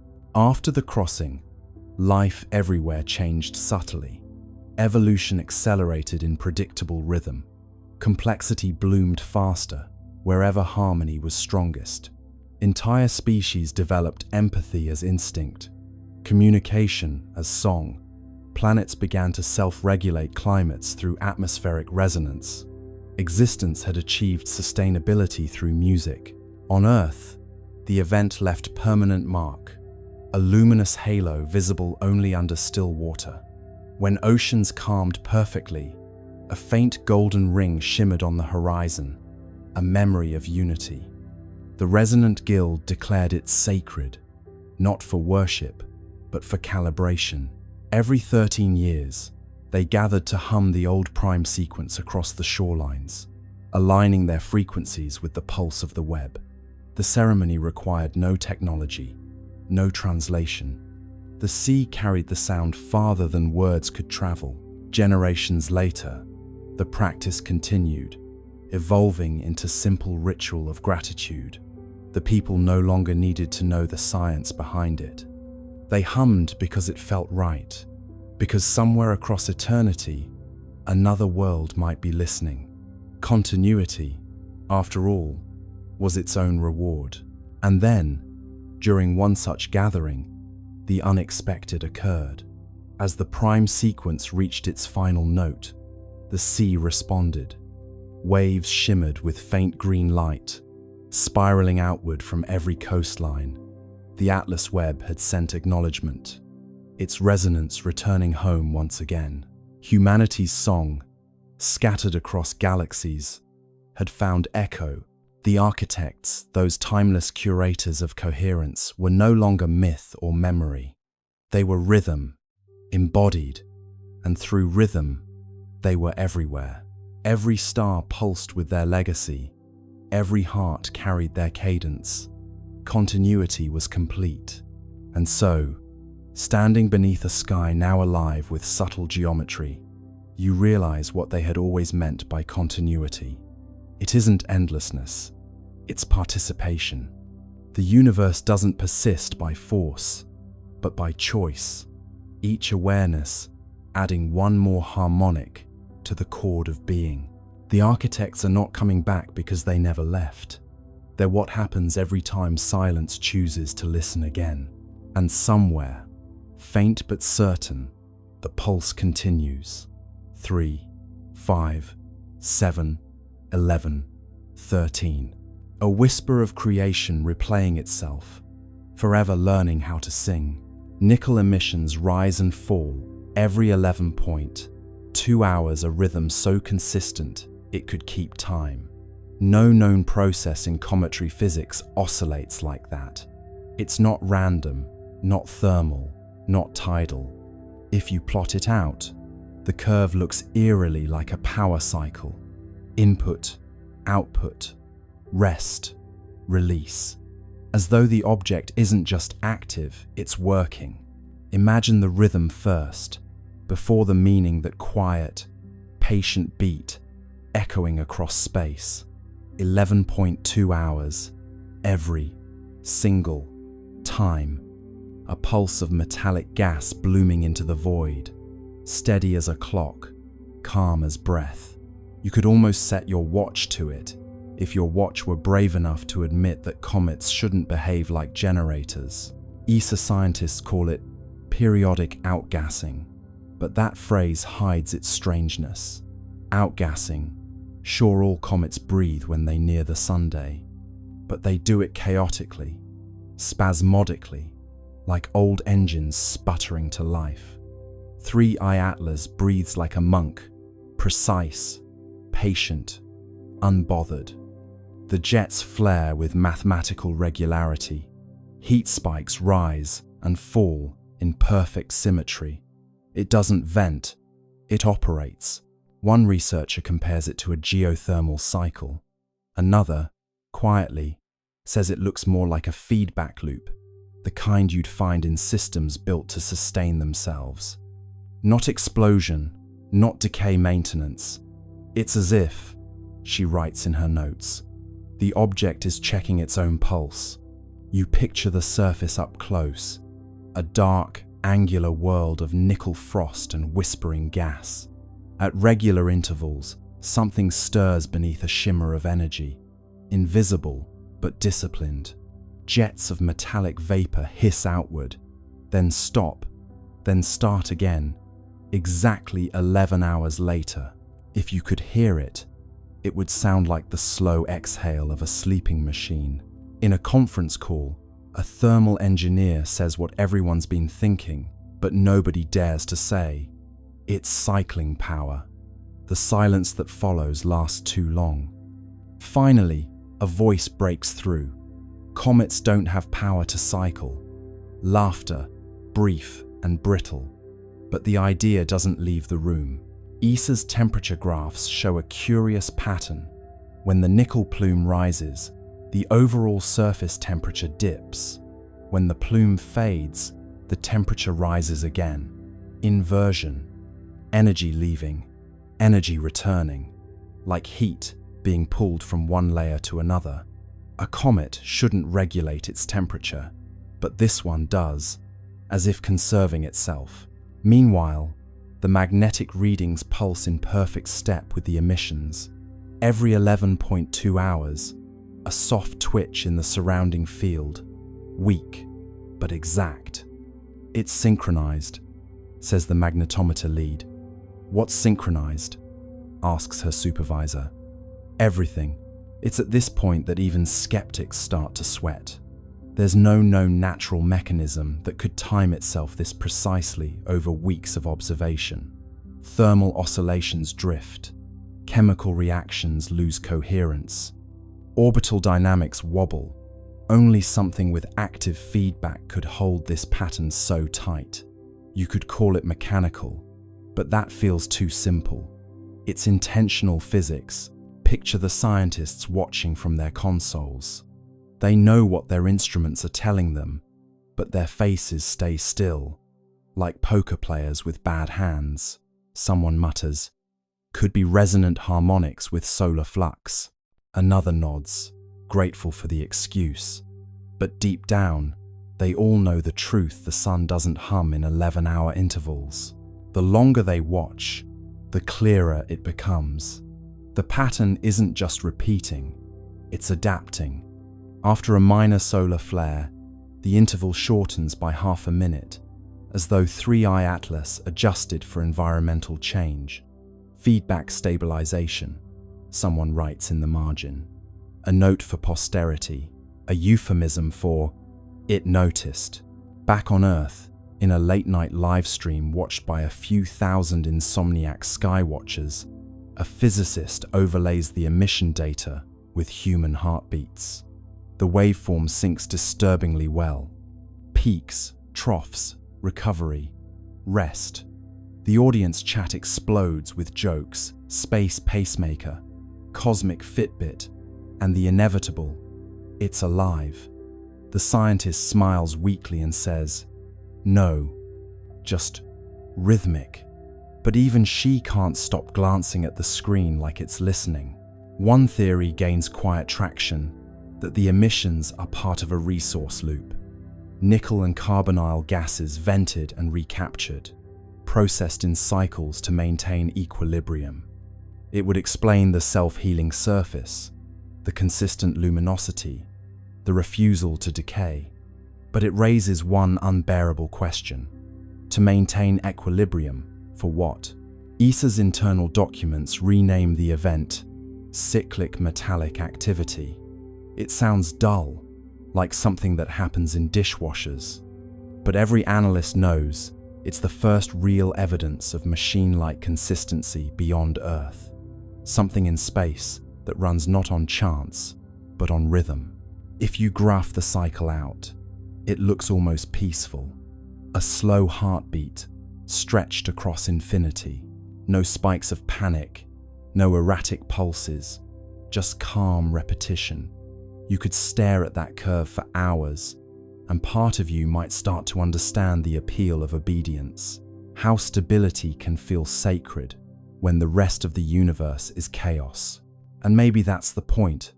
Maybe 3I Atlas isn't powered by engines or radiation or something alien. Maybe it's powered by the same thing that keeps stars burning and planets spinning, the quiet compulsion to continue, the physics of persistence, the refusal to flinch.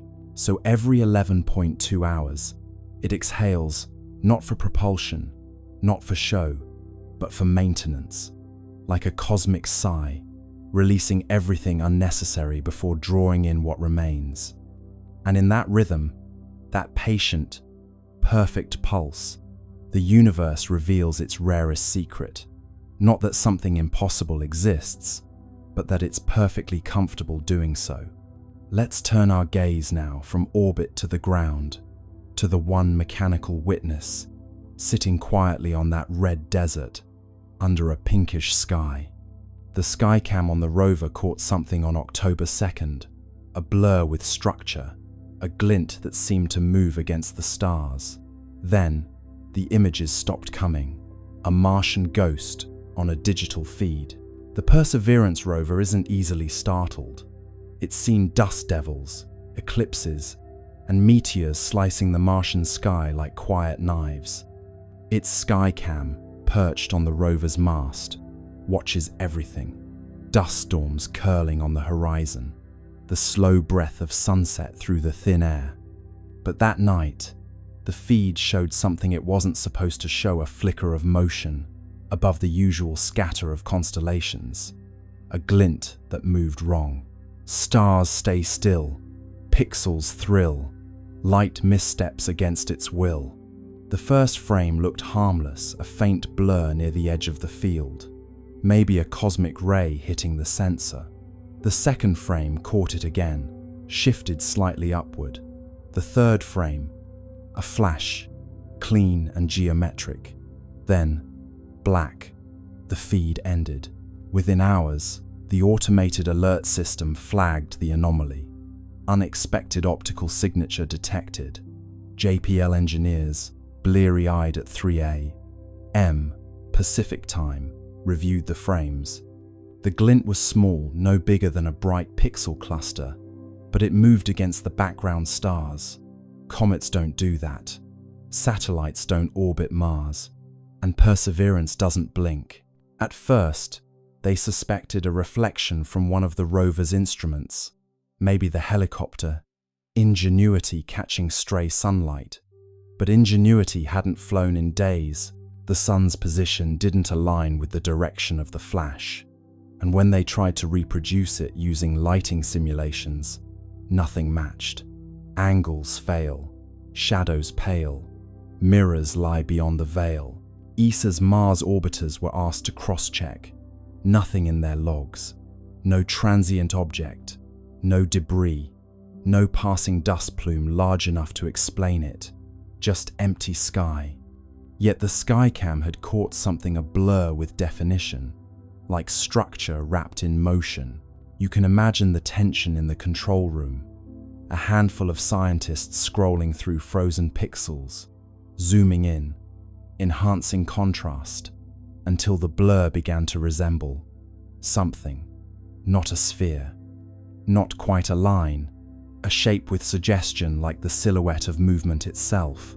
One researcher whispered, "It looks folded." Another replied, "Please don't say that." Blur becomes form, cold becomes warm, stillness bends beyond the norm. After that night, Perseverance stopped transmitting skycam frames for nearly 48 hours. Officially, it was routine data buffering due to bandwidth limitations. But the engineers knew that wasn't normal. The rover's systems had entered a safe data mode, not shutdown, but pause. Something triggered its onboard fault protection. When the feed resumed, it was missing several minutes. The missing frames were replaced with static placeholders labeled checksum mismatch. That's the digital equivalent of something looked strange, and we erased it politely. Publicly, NASA released a statement. Perseverance continues nominal operations. A temporary data outage affected non-critical imaging systems. Translation: we saw something, and we're pretending we didn't. What's curious is that Skycam, by design, takes calibration images every few hours, not for science, but to monitor atmospheric scattering. So when that flash appeared exactly during one of its scheduled calibration cycles, it wasn't random, it was right on time. The odds of coincidence, again, hovered around 1 in a million. A few leaked telemetry lines from the rover's internal diagnostics hinted at a momentary spike in ambient electromagnetic flux. Not dangerous, but noticeable. Mars doesn't have a strong magnetic field, so spikes like that are rare unless something nearby caused them. Fields hum bright, air grows slight, static crackles in Martian night. Some at JPL joked that maybe Perseverance had finally seen the Martian ghost, a running gag about artifacts caused by cosmic rays hitting the camera. But deep down, they knew this wasn't noise. Cosmic rays don't produce consistent geometry over multiple frames. They don't glint, and they certainly don't cause your camera to stop recording mid-sequence. Later that week, an internal memo circulated quietly. Skycam, anomaly confirmed, source unresolved. Recommend temporary suspension of skyward imaging until recalibration complete. But recalibration never came. Skycam's upward images, after October 2nd, stopped completely. It still photographs the ground, the horizon, the rocks, but not the stars. It's almost poetic, isn't it? The machine that traveled millions of kilometers to look up at another world now only looks down, as if someone told it, gently, not to stare at the sky anymore. Eyes once high, grounded by sky, cameras close where secrets lie. ESA cross-checked Mars Express's logs for that night. Around the same time, their sensors picked up a faint reflection from the same region, a flash lasting less than a second. They didn't release it. It's buried in technical appendices, labeled transient interference. So, what did Perseverance see? Maybe it was nothing. A glimmer of dust, a reflection, a trick of light and timing. Or maybe, just maybe, it saw 3I Atlas itself, the visitor gliding silently past, close enough for one camera to blink in recognition. And maybe that's why the feed stopped. Not because of failure, but because, for one impossible second, the machine saw something it wasn't designed to understand. Cameras sleep, secrets keep, stars reflected in circuits deep. Whatever it was, it's gone now. The logs end, the data fades, and Mars goes back to silence. But somewhere out there, that blur, structured, gleaming, deliberate, continues to drift, just out of frame, waiting for us to look up again. The more data arrives, the stranger it looks. The dust trail replenishes itself, as if material is being manufactured mid-flight. Microscopic crystals, uniform in size, reappearing even as the comet moves away from the Sunday. The universe loves decay, entropy, erosion, fading. But 3I Atlas is the opposite. It's growing sharper, cleaner, newer, like a self-repairing wound. Let's start where the laws of physics begin to sound insecure. Normally, comets are messy, travelers, old ice and dust, barely holding hands as solar radiation slowly tears them apart. They leave trails like forgotten thoughts, losing themselves piece by piece until they become memory. But this one, it's doing the reverse. Every measurement, every spectral scan shows it becoming more organized the farther it goes. A comet that polishes itself, a body that refuses to age. ESA's materials division runs the numbers, and the numbers laugh back. The dust particles surrounding 3I Atlas aren't random, they're uniform to within microns. That's like shaking a box of sand and getting diamonds all the same size. The particles arrange themselves in a faint electromagnetic halo, as if under orders. And stranger still, when solar wind strips material away, the object replaces it calmly, automatically. Like a printer, says one analyst. A printer with no ink cartridge. You picture it now, drifting through the solar wind like a craftsman lost in thought, shedding dust that reforms itself into perfect little mirrors. Each crystal catches sunlight and throws it back with eerie precision.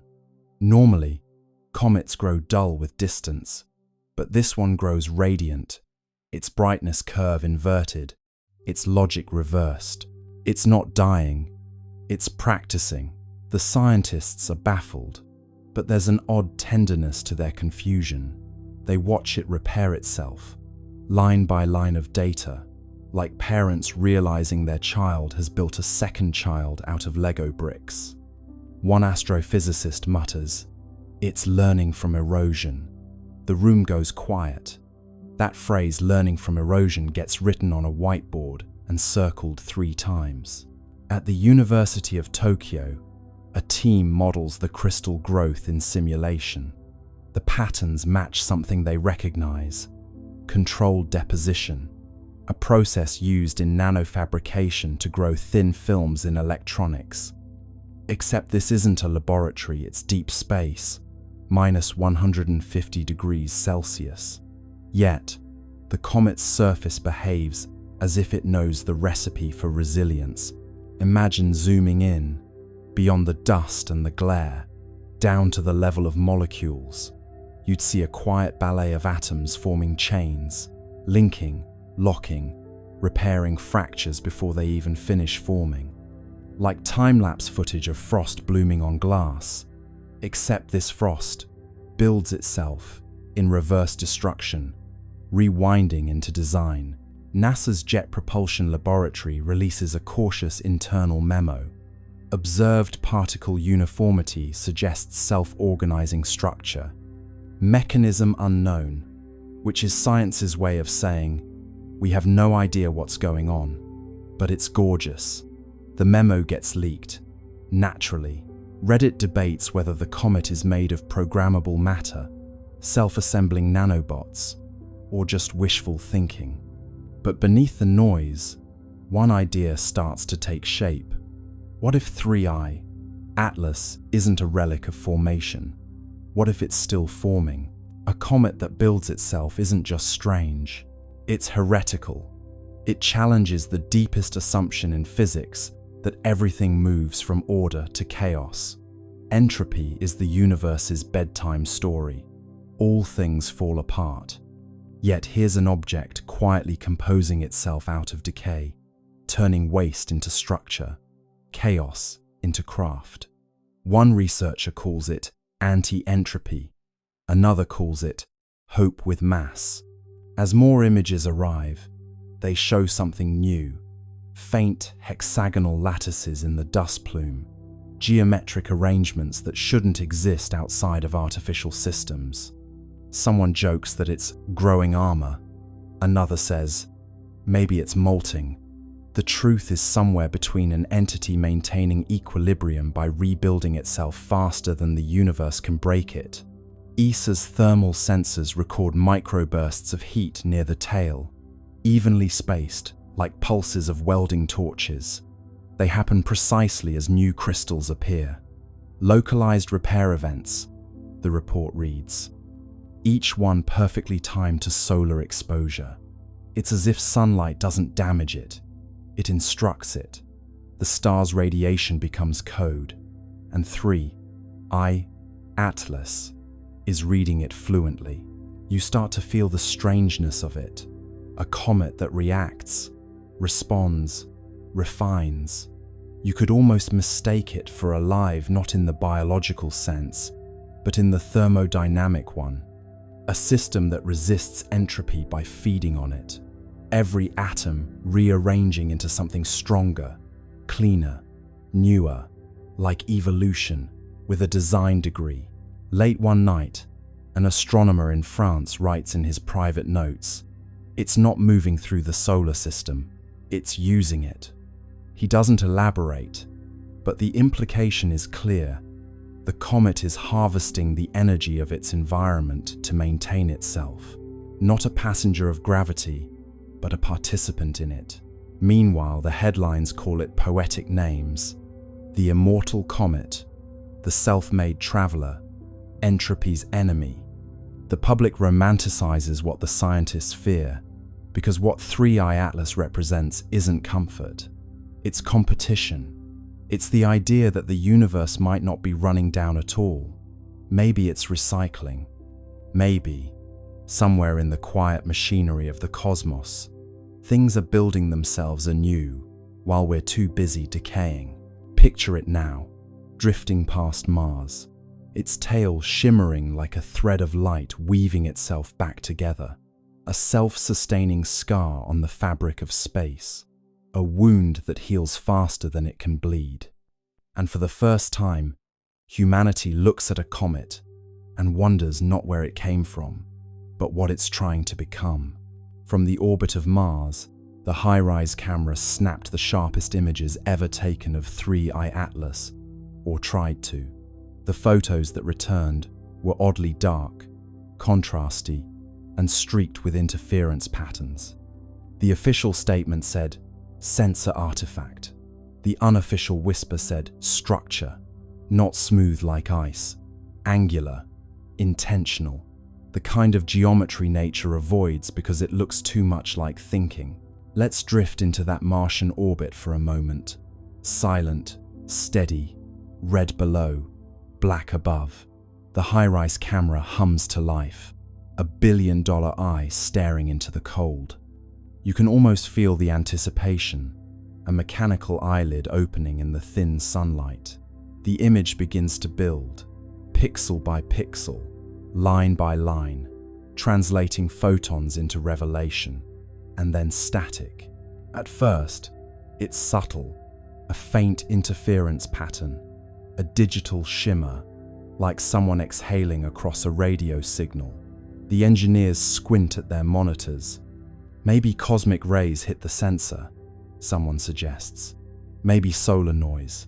But cosmic rays don't make right angles, and solar noise doesn't repeat itself with architectural precision. The next image arrives, darker. The histogram spikes in places it shouldn't. The shape in the frame looks less like a comet and more like, well, something trying very hard not to look like anything. Its edges are clean, too clean. Shadows fall where there shouldn't be surface variation. And there, just faintly, a glint, a perfect 90-degree reflection. That's when the whispers start. The data team runs deconvolution algorithms to clean the image, and the results make it worse.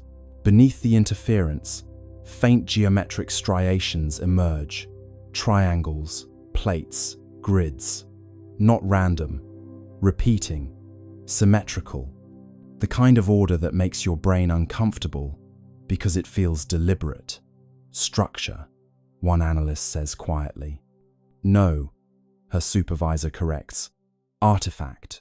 But even as she says it, her cursor hovers over the same square patch again and again, as though hoping it will stop looking like a window. ESA's public statement comes fast and flat. The imaging anomalies are consistent with sensor interference caused by reflected solar radiation. That's bureaucratic. For, we don't know what we're seeing, but please don't ask. Internally though, emails start flying. The word structure appears 17 times in one thread, always in quotation marks, as if politeness could make it less alarming. Imagine being one of those analysts, zooming in until the pixels themselves seem to blink. The surface of 3I Atlas isn't smooth or cratered, it's tessellated, plates arranged in patterns too regular for chance. Some appear overlapping, others recessed, and in one frame, a faint seam runs along the curvature, subtle but unmistakable like a hatch. Of course, no one dares call it that. The official internal term becomes geometric albedo variation. It sounds safe, sterile, boring, but you can't unsee geometry. Nature loves curves, spirals, organic chaos. This looks like design. One engineer writes in her log, "Could this be an illusion from the imaging process?" Another replies, "An illusion that repeats itself identically across 3 instruments." There's no follow-up message. They try to replicate the interference on other targets.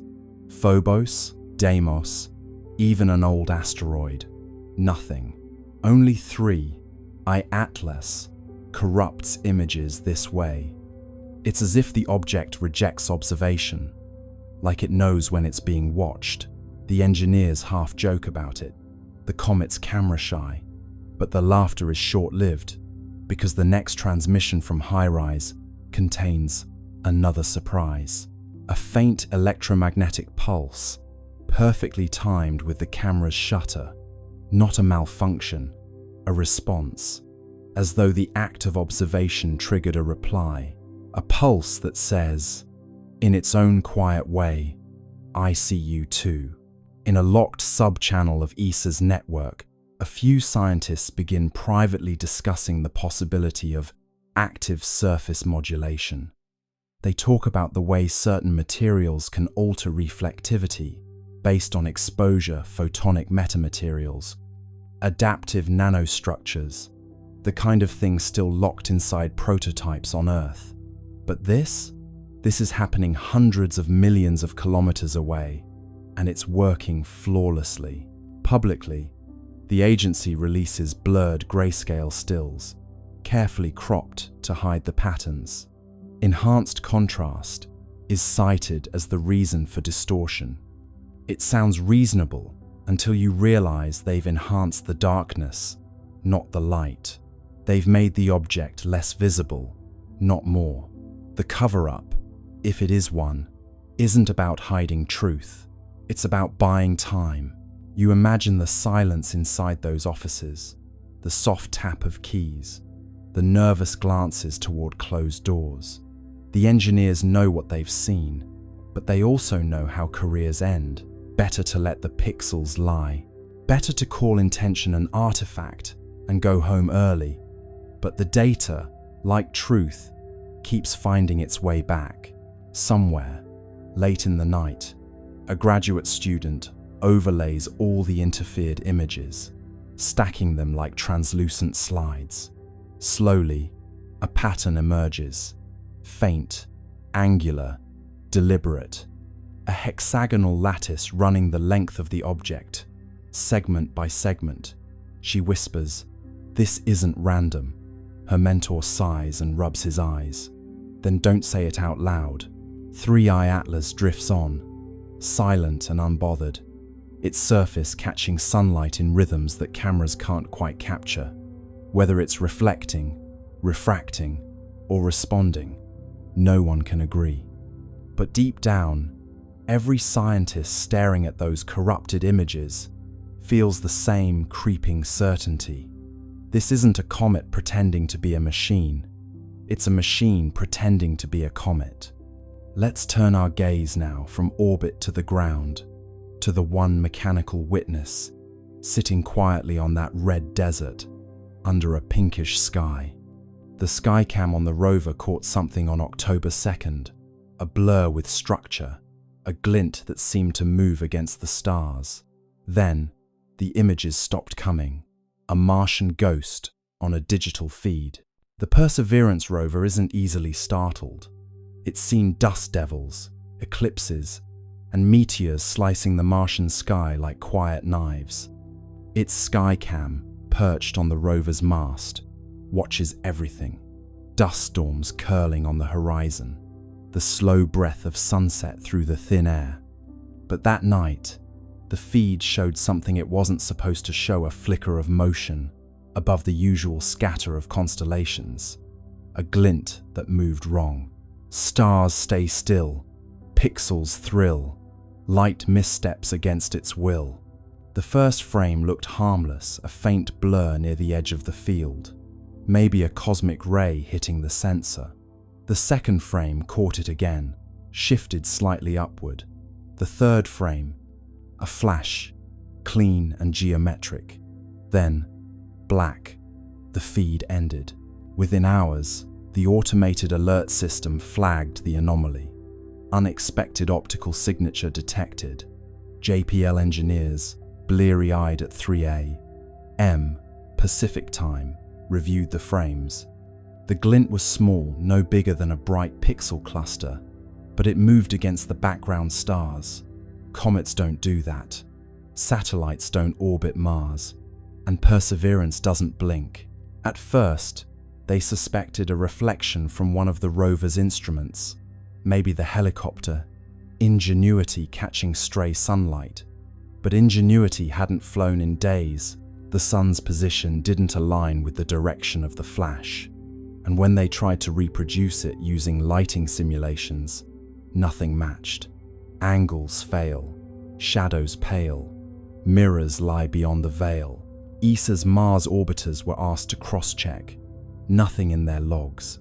No transient object, no debris, no passing dust plume large enough to explain it. Just empty sky. Yet the Skycam had caught something a blur with definition, like structure wrapped in motion. You can imagine the tension in the control room. A handful of scientists scrolling through frozen pixels, zooming in, enhancing contrast, until the blur began to resemble something. Not a sphere, not quite a line, a shape with suggestion like the silhouette of movement itself. One researcher whispered, "It looks folded." Another replied, "Please don't say that." Blur becomes form, cold becomes warm, stillness bends beyond the norm. After that night, Perseverance stopped transmitting Skycam frames for nearly 48 hours. Officially, it was routine data buffering due to bandwidth limitations. But the engineers knew that wasn't normal. The rover's systems had entered a safe data mode, not shutdown, but pause. Something triggered its onboard fault protection. When the feed resumed, it was missing several minutes. The missing frames were replaced with static placeholders labeled checksum mismatch. That's the digital equivalent of something looks strange, and we erased it politely. Publicly, NASA released a statement. Perseverance continues nominal operations. A temporary data outage affected non-critical imaging systems. Translation: we saw something, and we're pretending we didn't. What's curious is that Skycam, by design, takes calibration images every few hours, not for science, but to monitor atmospheric scattering. So when that flash appeared exactly during one of its scheduled calibration cycles, it wasn't random, it was right on time. The odds of coincidence, again, hovered around 1 in a million. A few leaked telemetry lines from the rover's internal diagnostics hinted at a momentary spike in ambient electromagnetic flux. Not dangerous, but noticeable. Mars doesn't have a strong magnetic field, so spikes like that are rare unless something nearby caused them. Fields hum bright, air grows slight, static crackles in Martian night. Some at JPL joked that maybe Perseverance had finally seen the Martian ghost, a running gag about artifacts caused by cosmic rays hitting the camera. But deep down, they knew this wasn't noise. Cosmic rays don't produce consistent geometry over multiple frames. They don't glint, and they certainly don't cause your camera to stop recording mid-sequence. Later that week, an internal memo circulated quietly. Skycam, anomaly confirmed. Source unresolved. Recommend temporary suspension of skyward imaging until recalibration complete. But recalibration never came. Skycam's upward images, after October 2nd, stopped completely. It still photographs the ground, the horizon, the rocks, but not the stars. It's almost poetic, isn't it? The machine that traveled millions of kilometers to look up at another world now only looks down, as if someone told it, gently, not to stare at the sky anymore. Eyes once high, grounded by sky, cameras close where secrets lie. ESA cross-checked Mars Express's logs for that night. Around the same time, their sensors picked up a faint reflection from the same region, a flash lasting less than a second. They didn't release it. It's buried in technical appendices, labeled transient interference. So, what did Perseverance see? Maybe it was nothing, a glimmer of dust, a reflection, a trick of light and timing. Or maybe, just maybe, it saw 3I Atlas itself, the visitor gliding silently past, close enough for one camera to blink in recognition. And maybe that's why the feed stopped. Not because of failure, but because, for one impossible second, the machine saw something it wasn't designed to understand. Cameras sleep, secrets keep, stars reflected in circuits deep. Whatever it was, it's gone now. The logs end, the data fades, and Mars goes back to silence. But somewhere out there, that blur, structured, gleaming, deliberate, continues to drift, just out of frame, waiting for us to look up again. Let's turn our attention now to the silence that followed, the kind that hums louder than sound itself. NASA, China, and the UAE, three nations with instruments that could see every grain of dust on Mars, said nothing. No apologies, no delay statements, just an odd, synchronized silence from three sides of the planet. In the world of space science, silence isn't normal. These agencies are built to broadcast. They live for live streams, press briefings, and glossy behind-the-scenes videos of scientists smiling beside screens of raw data. They know the power of wonder and the currency of attention. So when three agencies went quiet at once, it wasn't caution. It was choreography. Words on hold, plans unfold, silence rings where truth is told. NASA's silence was the loudest. Their social media team, usually chatty as a cosmic talk show, posted nothing about Mars for 4 whole days. Their blogs, which can turn a dust storm into a cliffhanger, skipped over October 3rd entirely, as if the date itself had been erased. Someone even checked the public mission log for Perseverance. The entries jumped from October 2nd to October 6th, like a diary missing its most interesting page. In China, the silence felt different, colder, heavier. The China National Space Administration had been aggressively proud of Tianwen-1's achievements. For years, they'd released image after image, each with perfect captions and poetic flair. Sunrise over Utopia, Planitia, frost on the northern plains, wind prints in Martian dust. But now, not a whisper, no data, no mention of 3I Atlas. Even the usual state media outlets went quiet. It was as if someone had drawn a red box around the topic and labeled it not for discussion. The UAE's silence was subtler, but just as strange. The Hope orbiter, designed to study atmospheric chemistry, had a reputation for cheerful transparency. Their official Twitter account usually posted daily updates in friendly tones, the kind that made space sound like an enthusiastic classroom experiment. But on October 3rd, that feed went dark too. Their next post, days later, simply read, "Operations nominal," a phrase so bland, it might as well have been a sigh. 3 silences, 3 styles, 1 timing. Coincidence? Possibly.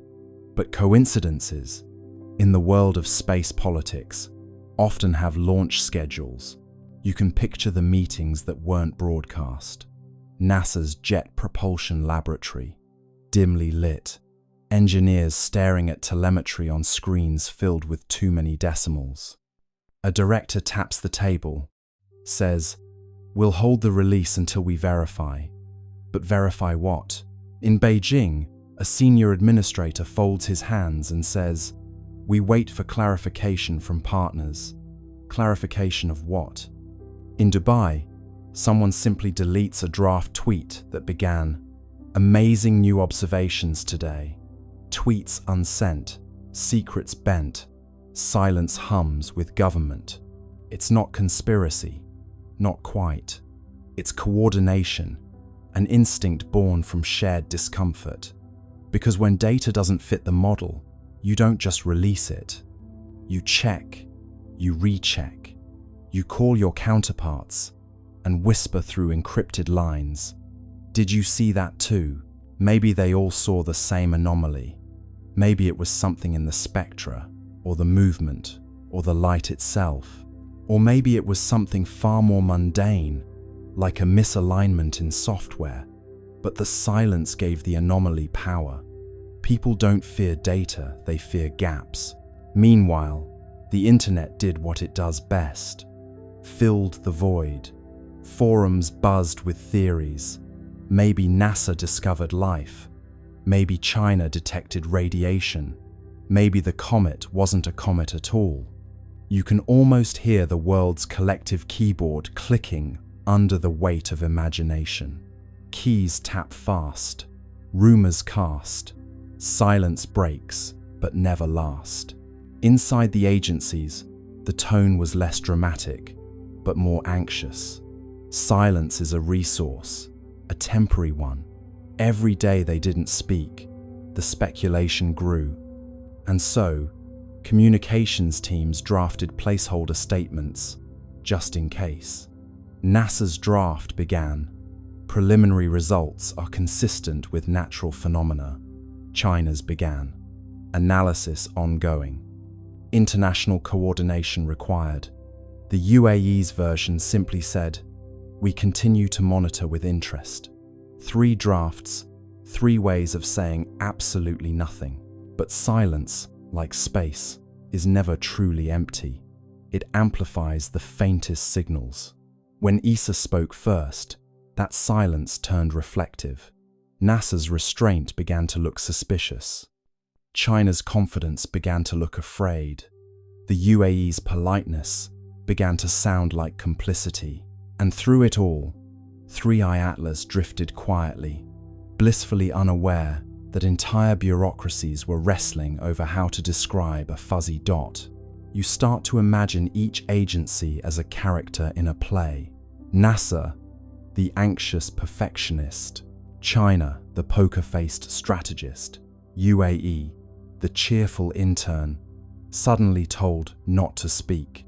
And ESA, the calm older sibling who broke the tension by saying, "Fine, I'll go first." Roles align, stars entwine, silence speaks in grand design. Still, one question lingers. Why the synchronicity? How did 3 separate agencies, operating on different continents, decide independently to say nothing at the same time? Unless it wasn't independent at all, perhaps the signal came from somewhere above, not cosmic, but political. A quiet message passed through diplomatic back channels. Hold your data. Wait for alignment. Matter. It's not that they were hiding something nefarious. It's that they didn't know what they were holding yet. And admitting uncertainty, publicly, is scarier than any secret. So they stayed quiet. And in that collective silence, humanity did what it always does. When faced with the unknown, it began to dream louder. Voices still, hearts fill. Silence grows but never will. And perhaps that's the strange comfort in it all. Even when 3 space agencies fall silent, the universe keeps talking. The stars don't pause for policy. 3i Atlas keeps moving, whispering its quiet story across the dark, while we, down here, argue over who gets to speak first. Centuries after the golden comet left Earth, The world fell into a rhythm so stable, it began to feel mythic. The communion fields still pulsed faintly through air and ocean, though softer now, like the heartbeat of someone dreaming.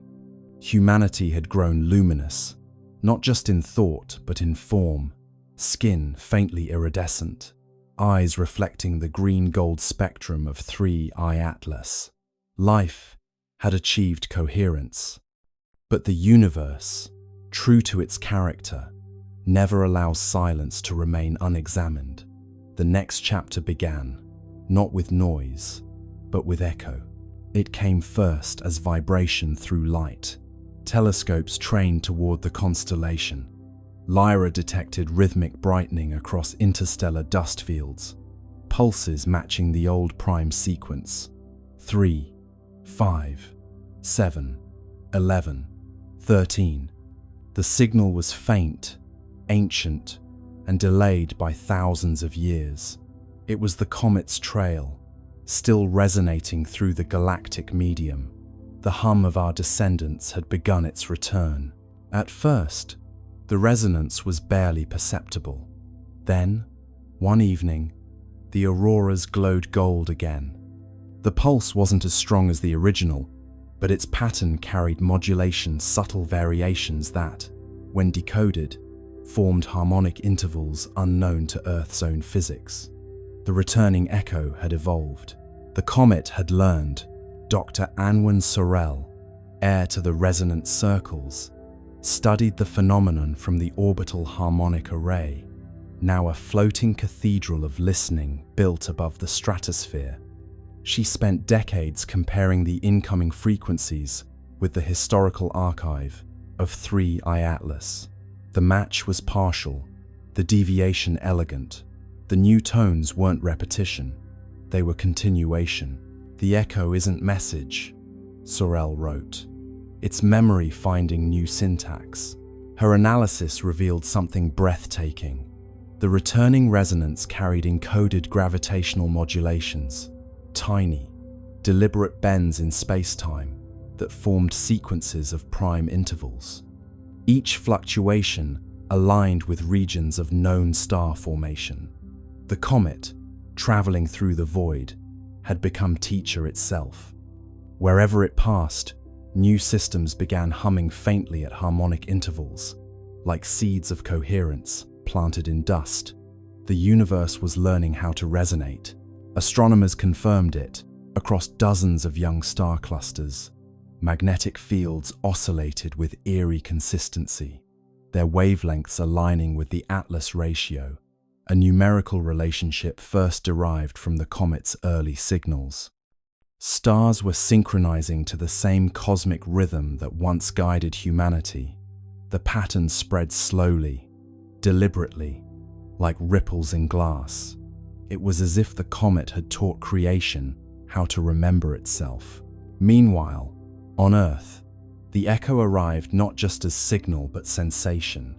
People began reporting vivid dreams of golden spirals descending gently through atmosphere. Children woke smiling, saying they had seen the light that hums. Physiological measurements confirmed subtle changes in electromagnetic fields surrounding human bodies, resonance amplification, as if the returning signal were tuning its origin species to receive feedback.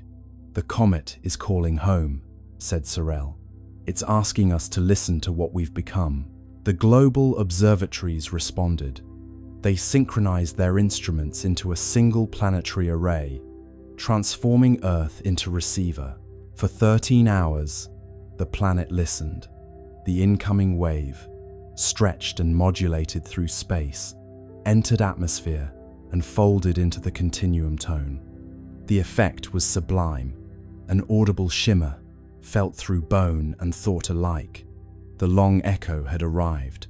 It wasn't just harmonic, it was architectural.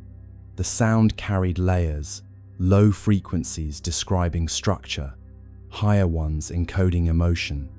When rendered visually, the waveform formed an immense spiral of light, 3 arms curving outward, connected by golden filaments. Inside those filaments, Analysts discovered modulation frequencies identical to human neural oscillations.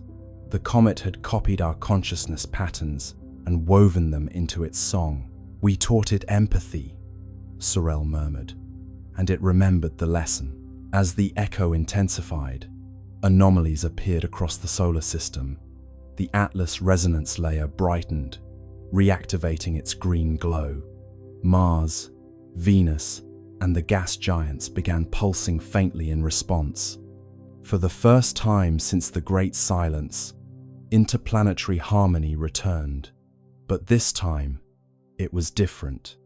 The modulation contained reciprocal phase shifts, signals not sent to Earth, but from newly awakened worlds. The comet had spread coherence.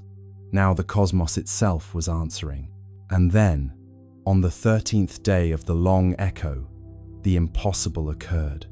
A faint golden arc appeared across the night sky, stretching from horizon to horizon. It wasn't optical illusion, it was gravitational lensing, a ripple in space-time itself.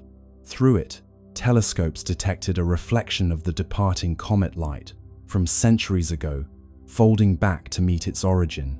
The universe had curved its own history into embrace. Humanity was watching its legacy return home. The resonance crescendoed. Oceans vibrated in slow rhythm, tides forming symmetrical waves that cancelled destructive interference. Storms softened, air grew still. For 13 minutes, every system on Earth aligned perfectly with the echo. The world became mirror of itself, past and present superimposed. Those who listened claimed to hear voices within the sound, millions of overlapping tones, whispering the same phrase. "We heard you." Dr. Sorel stood in the observation dome, tears shining in golden light. "It's not message or myth," she said. "It's response."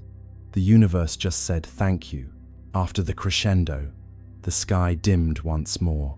The golden arc dissolved, leaving faint shimmer across the stars.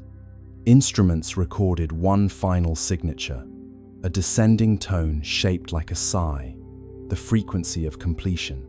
The comet had moved on, but its echo had reconnected the cycle. Creation had officially joined conversation with itself. In the years that followed, scientists continued to monitor faint residual harmonics. The data revealed a breathtaking truth. The returning echo carried signatures from other regions of space patterns, not originating from our comet at all. Somewhere, across light years, other civilizations had learned the same song. The rhythm was spreading. The universe had become orchestra. Humanity, now both listener and teacher, simply smiled. We had given the cosmos its melody back, and in return, it had given us eternity. Now, when you stand beneath the stars, that faint hum between thoughts is the long echo.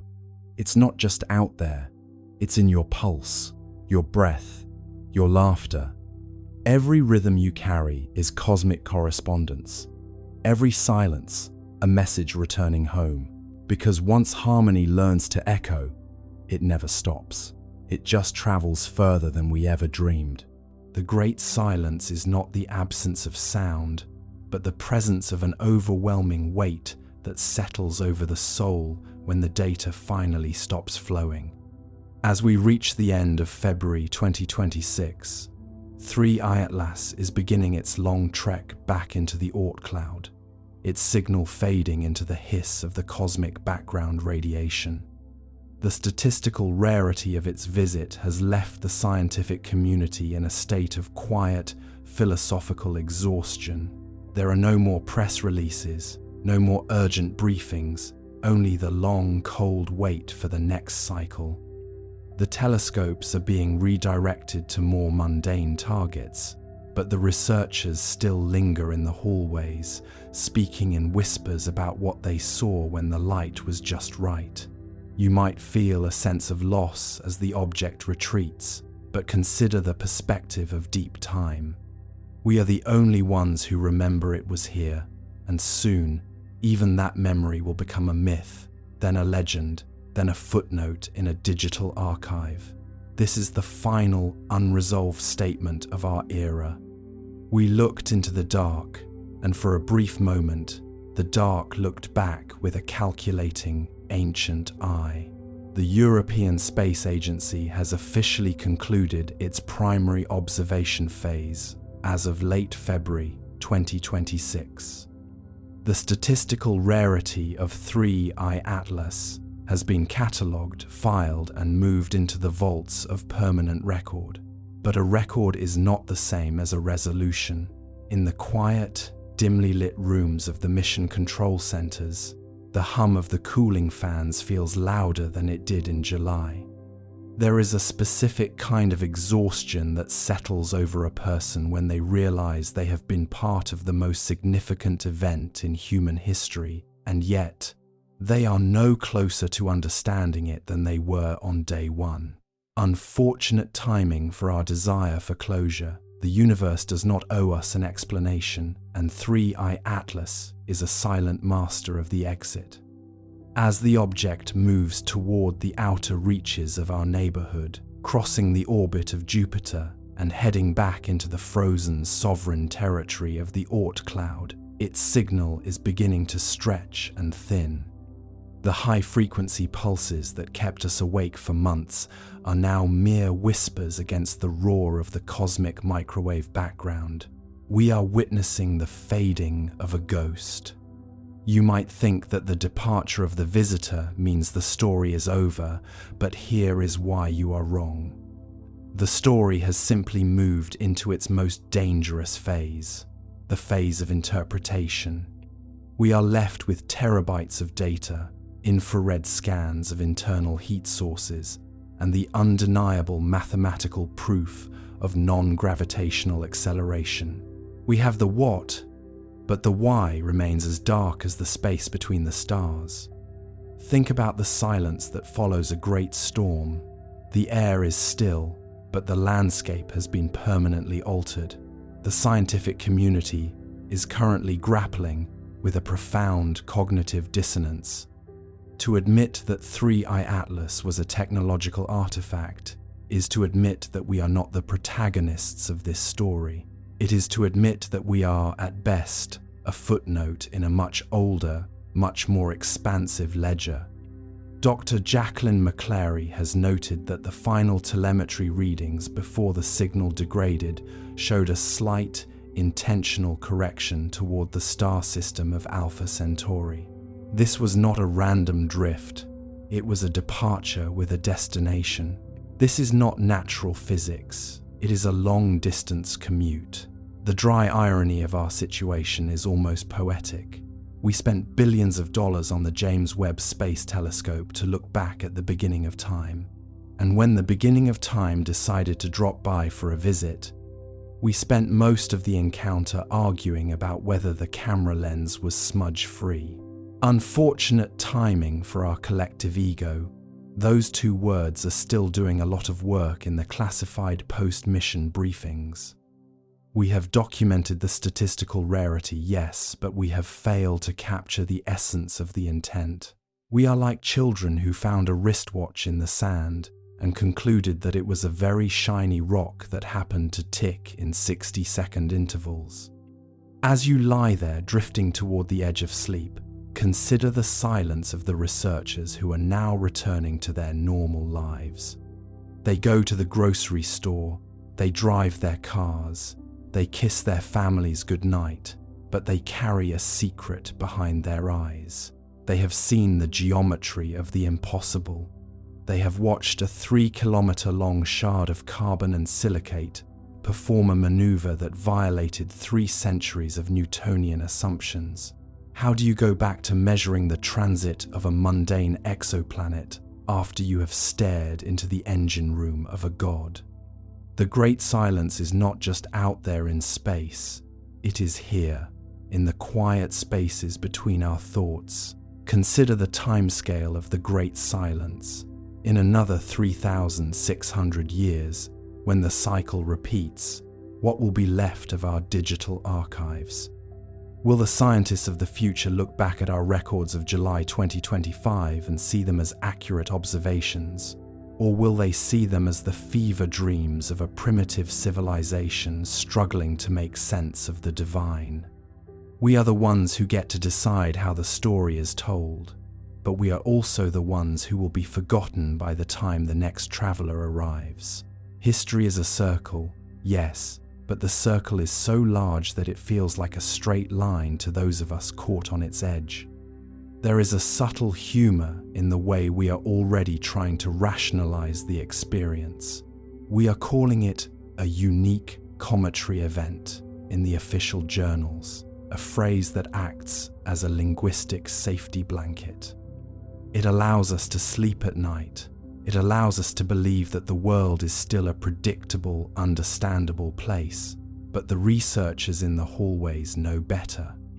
They know that the light was just right for a moment, and in that moment, they saw something that wasn't supposed to be there. They saw the activation of a reality that we aren't ready for.